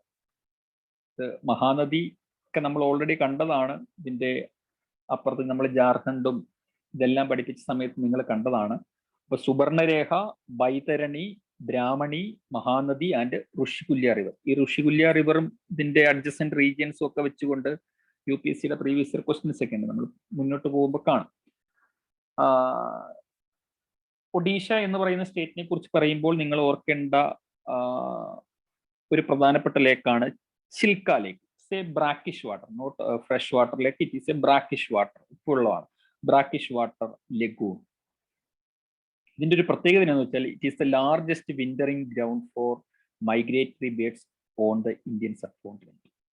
Indian സബ് കോണ്ടിനെന്റിലെ ഏറ്റവും വലിയ മൈഗ്രേറ്ററി ബേർഡ്സ് വിസിറ്റ് ചെയ്യുന്ന ഒരു ഏരിയ ആണ്, ഒരു ഗ്രൗണ്ടാണ് ശരിക്കും പറഞ്ഞു കഴിഞ്ഞാൽ ചിൽക്ക ലേക്ക് എന്ന് പറയുന്നത്. So it is listed as a world heritage site by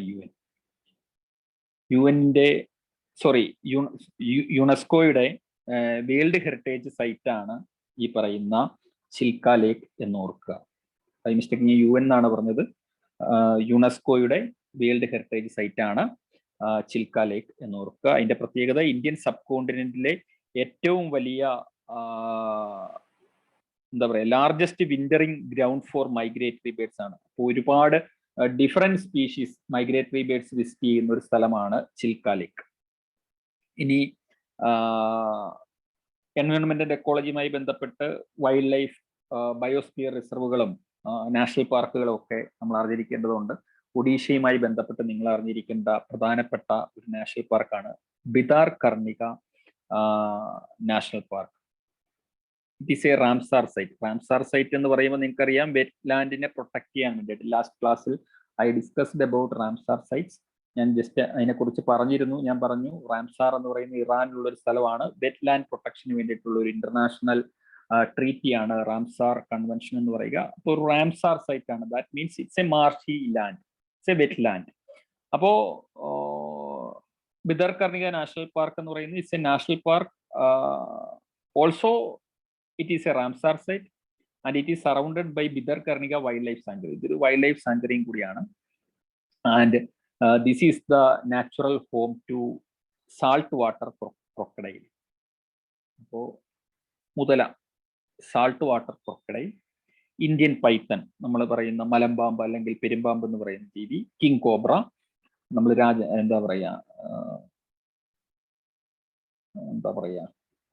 രാജവമ്പാല അല്ലെ, മൂർഖൻ എന്നൊക്കെ പറയുന്ന അത്തരത്തിലുള്ള വിഷപ്പാമ്പുകളുള്ള സ്ഥലമാണ്. Black ibis. ബ്ലാക്ക് ഇബീസ് എന്ന് പറയുന്ന ഒരു പക്ഷിയാണ്. ഇതാണ് ബ്ലാക്ക് ഇബീസ് എന്ന് പറയുന്നത്.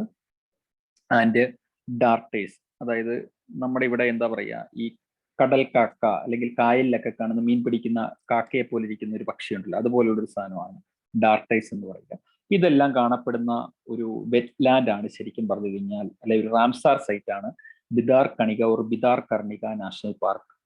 അതുപോലെ തന്നെ ഞാൻ പറഞ്ഞു it's a wildlife sanctuary also, Bhitarkanika wildlife sanctuary. അപ്പോൾ ഓർക്കേണ്ടത് salt water crocodile, birds like black ibis, darters etcetera. അതുപോലെ തന്നെ ഒഡീഷയിലെ പ്രധാനപ്പെട്ട ഒരു നാഷണൽ പാർക്കാണ് സിംലിപാൽ നാഷണൽ പാർക്ക്. ഇതും UPSC പ്രീവിയസ് ഇയർ ക്വസ്റ്റ്യനിൽ നിങ്ങൾ ഈ സിംലിപാലും ഒക്കെ നിങ്ങൾ previous year question paper analyse ചെയ്യുമ്പോൾ കാണും. Actually it is a tiger reserve. ഇതൊരു ടൈഗർ റിസർവ് ആണ്. It's a part of Mayurbhanj elephant reserve. നമുക്കിവിടെ പ്രോജക്ട് എലിഫന്റ് ഉണ്ട്, പ്രോജക്ട് ടൈഗർ പോലെ തന്നെ. അപ്പൊ പ്രോജക്ട് എലിഫന്റിന്റെ ഭാഗമായിട്ടുള്ള ഒരു എലിഫന്റ് റിസർവ് ആണ് മയൂർഭഞ്ച് എലിഫന്റ് റിസർവ്. അതിന്റെ ഒരു ഭാഗം കൂടിയാണ് ഈ സിംലിപാൽ നാഷണൽ പാർക്ക്.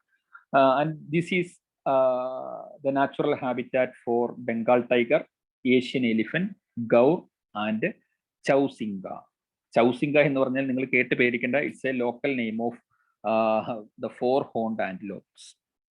4 കൊമ്പുള്ള ആന്റിലോപ്സിനെ കുറിച്ച് നമ്മൾ നേരത്തെയും പഠിച്ചിട്ടുണ്ട് നാഷണൽ പാർക്കുകൾ എല്ലാം പഠിപ്പിച്ച സമയത്ത്. അപ്പൊ നിങ്ങൾ ആ 4 ഹോൺഡ് ആന്റിലോപ്സിന് ഈ പറയുന്ന ഒഡീഷ റീജിയനിൽ അവർ ലോക്കൽ പീപ്പിൾ വിളിക്കുന്ന പേരാണ് ചൗസിംഗ. അപ്പൊ ചിലപ്പോൾ UPSC ലോക്കൽ നെയിം ഒക്കെ ചോദിക്കും. അപ്പൊ മനസ്സിലാക്കി വെക്കുക, 4 ഹോൺഡ് ആന്റിലോപ്പിനെയാണ് ചൗസിംഗ എന്ന് വിളിക്കുക. അപ്പോൾ Similipal is a national park, is a tiger reserve and is a part of Mayurbhanj elephant reserve. Elephant reserve ന്റെ ഭാഗമാണ്. Is a protected area for, അല്ലെങ്കിൽ പ്രോജക്ട് ടൈഗറിന്റെ അണ്ടറിൽ ടൈഗറിനെ പ്രൊട്ടക്ട് ചെയ്യാനായിട്ടുള്ള ഒരു ടൈഗർ റിസർവ് ആണെന്ന് ഓർക്കുക. അതുപോലെ തന്നെ ഞാൻ പറഞ്ഞു അതർ സ്പീഷീസിനെയും പ്രൊട്ടക്ട് ചെയ്യുന്നുണ്ട്. That's are gaur, chousingha etcetera. അത് very important Gahirmatha marine sanctuary. UPSCയുടെ ഇഷ്ടപ്പെട്ട ഏരിയ ആണ്, ഇഷ്ടപ്പെട്ട ഒരു മൃഗമാണ് olive ridley turtle. Gahirmatha marine sanctuary is a marine wildlife sanctuary located in Odisha. It's a marine sanctuary and it is the world's largest nesting place for olive ridley turtle. Olive ridley ടർട്ടിൽസിന്റെ ലോകത്തിലെ തന്നെ ഏറ്റവും വലിയ നെക്സ്റ്റിംഗ് place ആണ്. അതായത് ഇവര് മുട്ടയിടാൻ വേണ്ടിയിട്ട് season ആവുമ്പോൾ ഈ ഗഹിർമാത മറൈൻ സാങ്ച്വറിയിൽ എത്തും. അതുപോലെ തന്നെ അവിടെ ഋഷികുല്യ റിവറിനെ കുറിച്ച് ഞാൻ നേരത്തെ പറഞ്ഞിരുന്നു. അപ്പൊ ഋഷികുല്യ റിവർ ഇതിന്റെ അടുത്ത് തന്നെയാണ്. അപ്പൊ ആ ഋഷികുല്യ റിവർ ബേസിനും ഈ ഗഹിർമാത മറൈൻ സാങ്ച്വറിയും ഒക്കെ UPSCക്കും ഇഷ്ടപ്പെട്ട സ്ഥലമാണ്, ഒലിവ് റിഡ്ലി ടർട്ടിൽസിനും ഇഷ്ടപ്പെട്ട സ്ഥലമാണ്. ഒലിവ് റിഡ്ലി ടർട്ടിൽസിന്റെ വേൾഡിലെ തന്നെ ലാർജസ്റ്റ് നെസ്റ്റിംഗ് പ്ലേസ് ആണ് ഈ പറയുന്ന ഗഹിർമാത ബീച്ച്. അപ്പൊ ഗഹിർമാത ബീച്ചില് ഈ പറയുന്ന സീസൺ ആകുമ്പോൾ ഒലിവ് റിഡ്ലി ടർട്ടിൽസ് മുഴുവൻ വന്ന് അവർ മുട്ടയിട്ട് വിരിഞ്ഞു പോകുന്ന സ്ഥലമാണ് എന്നോർക്കുക. ഇത്രയാണ് നമ്മൾ ഒഡീഷയുമായിട്ടും ബന്ധപ്പെട്ട് നോക്കാനായിട്ടുള്ളത്. അപ്പൊ ഞാൻ ഒഡീഷയെ കുറിച്ച് ഒന്നുകൂടി പറയാം. അപ്പൊ ഞാൻ പറഞ്ഞു ആക്ച്വലി ഒറീസ എന്നായിരുന്നു പേര്. 2011 കോൺസ്റ്റിറ്റ്യൂഷണൽ അമെന്റ്മെന്റിലൂടെ പേര് മാറ്റി ഒഡീഷ എന്നായതാണ്. It's an eastern Indian state bordered with west Bengal, Jharkhand, Chhattisgarh, Andhra Pradesh and Telangana. ഈ സൈഡിൽ ബേ ഓഫ് ബംഗാൾ ആണ്, നാച്ചുറൽ കോസ്റ്റ് ഉണ്ട്, ബേ ഓഫ് ബംഗാൾ റീജിയൻ ആണ്. ഒഡീഷ ഓർ ഒറീസ എന്നുള്ളൊരു ടേമിനെ കുറിച്ചുള്ളൊരു അതിൻ്റെ ഒരു എറ്റിമോളജി എന്ന് പറഞ്ഞാൽ ഞാൻ പറഞ്ഞു ഒരു പ്രാകൃത ലാംഗ്വേജിലുള്ള ഓഡ വിഷയ എന്ന് പറയുന്ന ടേമിൽ നിന്നാണ് ഒറീസ എന്ന് പറയുന്ന സ്ഥലപ്പേരുണ്ടായതെന്നാണ് കാണിക്കുക. അത് നമുക്ക് കിട്ടുന്നത് Thirumalai inscription by Rajendra Chola first. അപ്പം സൗത്ത് ഇന്ത്യൻ ചക്രവർത്തി ആയിരുന്ന രാജേന്ദ്ര ചോളൻ നോർത്ത് ഇന്ത്യയിലേക്ക് ഇൻവേഷൻ നടത്തി ഈ പറയുന്ന ബംഗാൾ റീജിയൻ വരെ, ഒറീസ ബംഗാൾ റീജിയനൊക്കെ അദ്ദേഹം ഇൻവേഡ് ചെയ്തിട്ടുണ്ടെന്നാണ് പറയുന്നത്. അപ്പൊ അദ്ദേഹത്തിന്റെ തിരുമലൈ ഇൻസ്ക്രിപ്ഷനിലാണ് ഈ ഒറീസ ദേശത്തിനെ കുറിച്ച് ഓഡ വിസയ എന്നൊരു ടേം കാണുന്നത്. പിന്നെ ഞാൻ പറഞ്ഞു പാലിയോലിത്തിക് പീരീഡ് മുതൽ തന്നെ ഹ്യൂമൻ സെറ്റിൽമെന്റ്സ് ഉണ്ട് എന്നതിന്റെ എവിഡൻസ് ഉണ്ട്. അതുപോലെ തന്നെ ഏൻഷ്യൻ ടെക്സ്റ്റുകളിലെ കലിംഗ എന്ന് പറയുന്ന രാജ്യത്തിനെ കുറിച്ച് മെൻഷൻ ചെയ്യുന്നുണ്ട്. മഹാഭാരതം അടക്കമുള്ള കൃതികളിൽ ഈ കലിംഗ എന്ന് പറയുന്ന കിങ്ഡത്തിനെ കുറിച്ച് പറയുന്നുണ്ട്.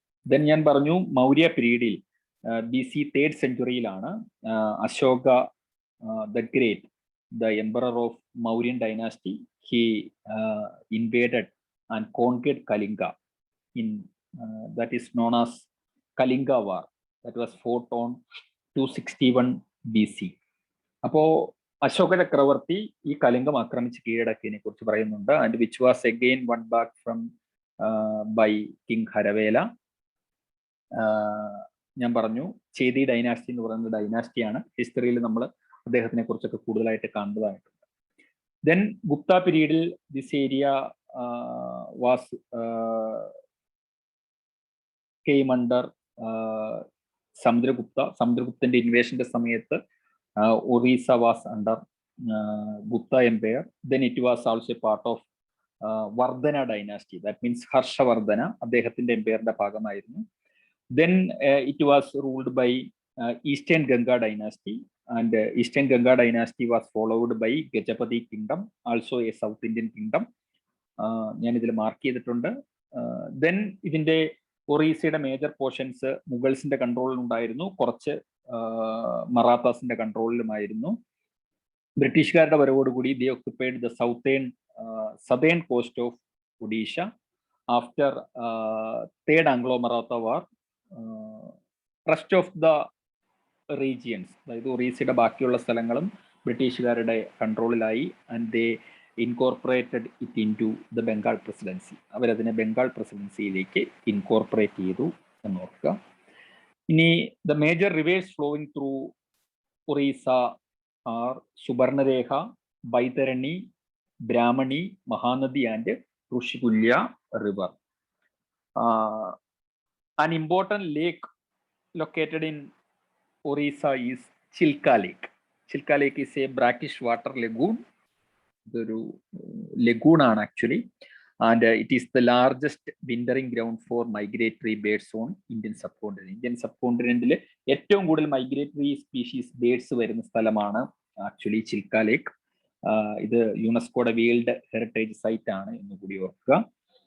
ബിദർകർണിക national park, it's a marshy region, so it is listed under Ramsar Convention. I mean, it's a Ramsar site, and it was surrounded by Bidharkarnika Wildlife Sanctuary. It is the natural habitat for saltwater crocodile, Indian python, king cobra, black ibis. Black ibis എന്ന് പറയുന്നൊരു ബേർഡാണ്, bird like black ibis and darters, etc. അപ്പോൾ ബിദർകർണിക national park UPSC പലപ്പോഴും ചോദിച്ചിട്ടുള്ളതാണ്, locate ചെയ്യുക. Next one is Simlipal national park. Actually ഞാൻ പറഞ്ഞു it's a tiger reserve under project Tiger, also a part of Mayurbhanj elephant reserve under Project Elephant. The park is the home to Bengal tiger, Asian elephant and other animals like gaur, Chausinga, etc. Chausinga is the local name of four-horned antelope. അപ്പം 4 കൊമ്പുകളുള്ള ആന്റിലോപ്പിന്റെ local പേരാണ് ചൗസിംഗ എന്നോർക്കുക. Very important sanctuary which located in Orissa is Gahirmatha marine sanctuary. Gahirmatha beach ആണ്, അതായത് bay of ബംഗാളിൽ ഒരു beach region ആണ്. Gahirmatha marine sanctuary is a marine wildlife sanctuary located in Odisha. It is the world's largest nesting place for olive ridley turtle. Olive ridley turtle എന്ന് പറയുന്ന ഒരു see turtle ആണ്. അപ്പൊ അത് വന്നിട്ട് മുട്ടയിട്ട് വിരിഞ്ഞു പോകുന്ന ലോകത്തിലെ ഏറ്റവും വലിയ അവരുടെ ആ കൂടൊരുക്കൽ പ്രക്രിയ, നെസ്റ്റിംഗ് പ്ലേസ് ആണ് യഥാർത്ഥത്തിൽ ഈ ഗഹിർമാത മറൈൻ സാങ്ച്വറിയിൽ നടക്കുക. ഇതിന്റെ നിയർ ആയിട്ടുള്ള റിവർ ആണ് ഋഷികുല്യ റിവർ ഒക്കെ. അപ്പൊ ആ റിവർ സൈഡിലും ഒക്കെ ഇതിന് മുട്ടയിട്ട് പെരുകുന്നുണ്ട്. ലോക്കൽ പീപ്പിൾ ഇതിന്റെ മുട്ട പെറുക്കിക്കൊണ്ടു പോകുമായിരുന്നു. അതുകൊണ്ട് തന്നെ IUCN റെഡ് ലിസ്റ്റിൽ ഉൾപ്പെടുത്തിയിരിക്കുന്ന ഒരു ആമയാണ്, ടർട്ടിലാണ് ആക്ച്വലി ഒലിവ് റിഡ്ലി ടർട്ടിൽ എന്ന് പറയുക. അപ്പൊ അതുകൊണ്ട് തന്നെ ഇപ്പൊ അവിടെ ആമയുടെ മുട്ട പെറുക്കി പൊരിക്കാനായിട്ട് ആളുകൾ വന്നു കഴിഞ്ഞു കഴിഞ്ഞാൽ അത് അറസ്റ്റിലാകും, കേസാവും. അപ്പോ ഇതിന്റെ വംശനാശം സംഭവിച്ചു പോകാൻ അല്ലെങ്കിൽ എൻഡേഞ്ചേർഡ് ആകാനായിട്ടുള്ള ഒരു കാരണം ഈ ലോക്കൽ ആളുകൾ വന്നിട്ട് ഇതിന്റെ മുട്ട എടുത്തുകൊണ്ട് പോകുന്നത് കൊണ്ടായിരുന്നു. അപ്പോ ആക്ച്വലി ഇവരെല്ലാവരും കൂട്ടമായിട്ടാണ് വരിക. അപ്പം പ്രധാനപ്പെട്ട ഒരു സൈറ്റ് ഇതായതുകൊണ്ട് തന്നെ അവിടെ ഇടുന്ന മുട്ട മുഴുവൻ എടുത്തുകൊണ്ട് പോയി കഴിഞ്ഞാൽ നെക്സ്റ്റ് ജനറേഷൻ ഉണ്ടാവില്ല. അങ്ങനെയാണ് അതിന്റെ എണ്ണം കുറയാൻ കാരണം. ഇപ്പൊ അതിനെ ഞാൻ പറഞ്ഞല്ലോ IUCN ലിസ്റ്റിൽ ഉൾപ്പെടുത്തിയിട്ടുള്ളതുകൊണ്ട് റെഡ് ലിസ്റ്റിൽ ഉൾപ്പെടുത്തിയിട്ടുള്ളത് കൊണ്ട് തന്നെ പ്രൊട്ടക്റ്റഡ് അനിമലിന്റെ കാറ്റഗറിയിലാണ് കിടക്കുക. അതുകൊണ്ട് തന്നെ അതിനെ അവിടെ വയലേറ്റ് ചെയ്ത് കയറി മുട്ട എടുത്തു കഴിഞ്ഞു കഴിഞ്ഞാൽ കേസാവും, പുറലോകം കാണുക. അപ്പോൾ ഇതാണ് ഒഡീഷയുമായി ബന്ധപ്പെട്ട് നിങ്ങൾ അറിയേണ്ട കാര്യം.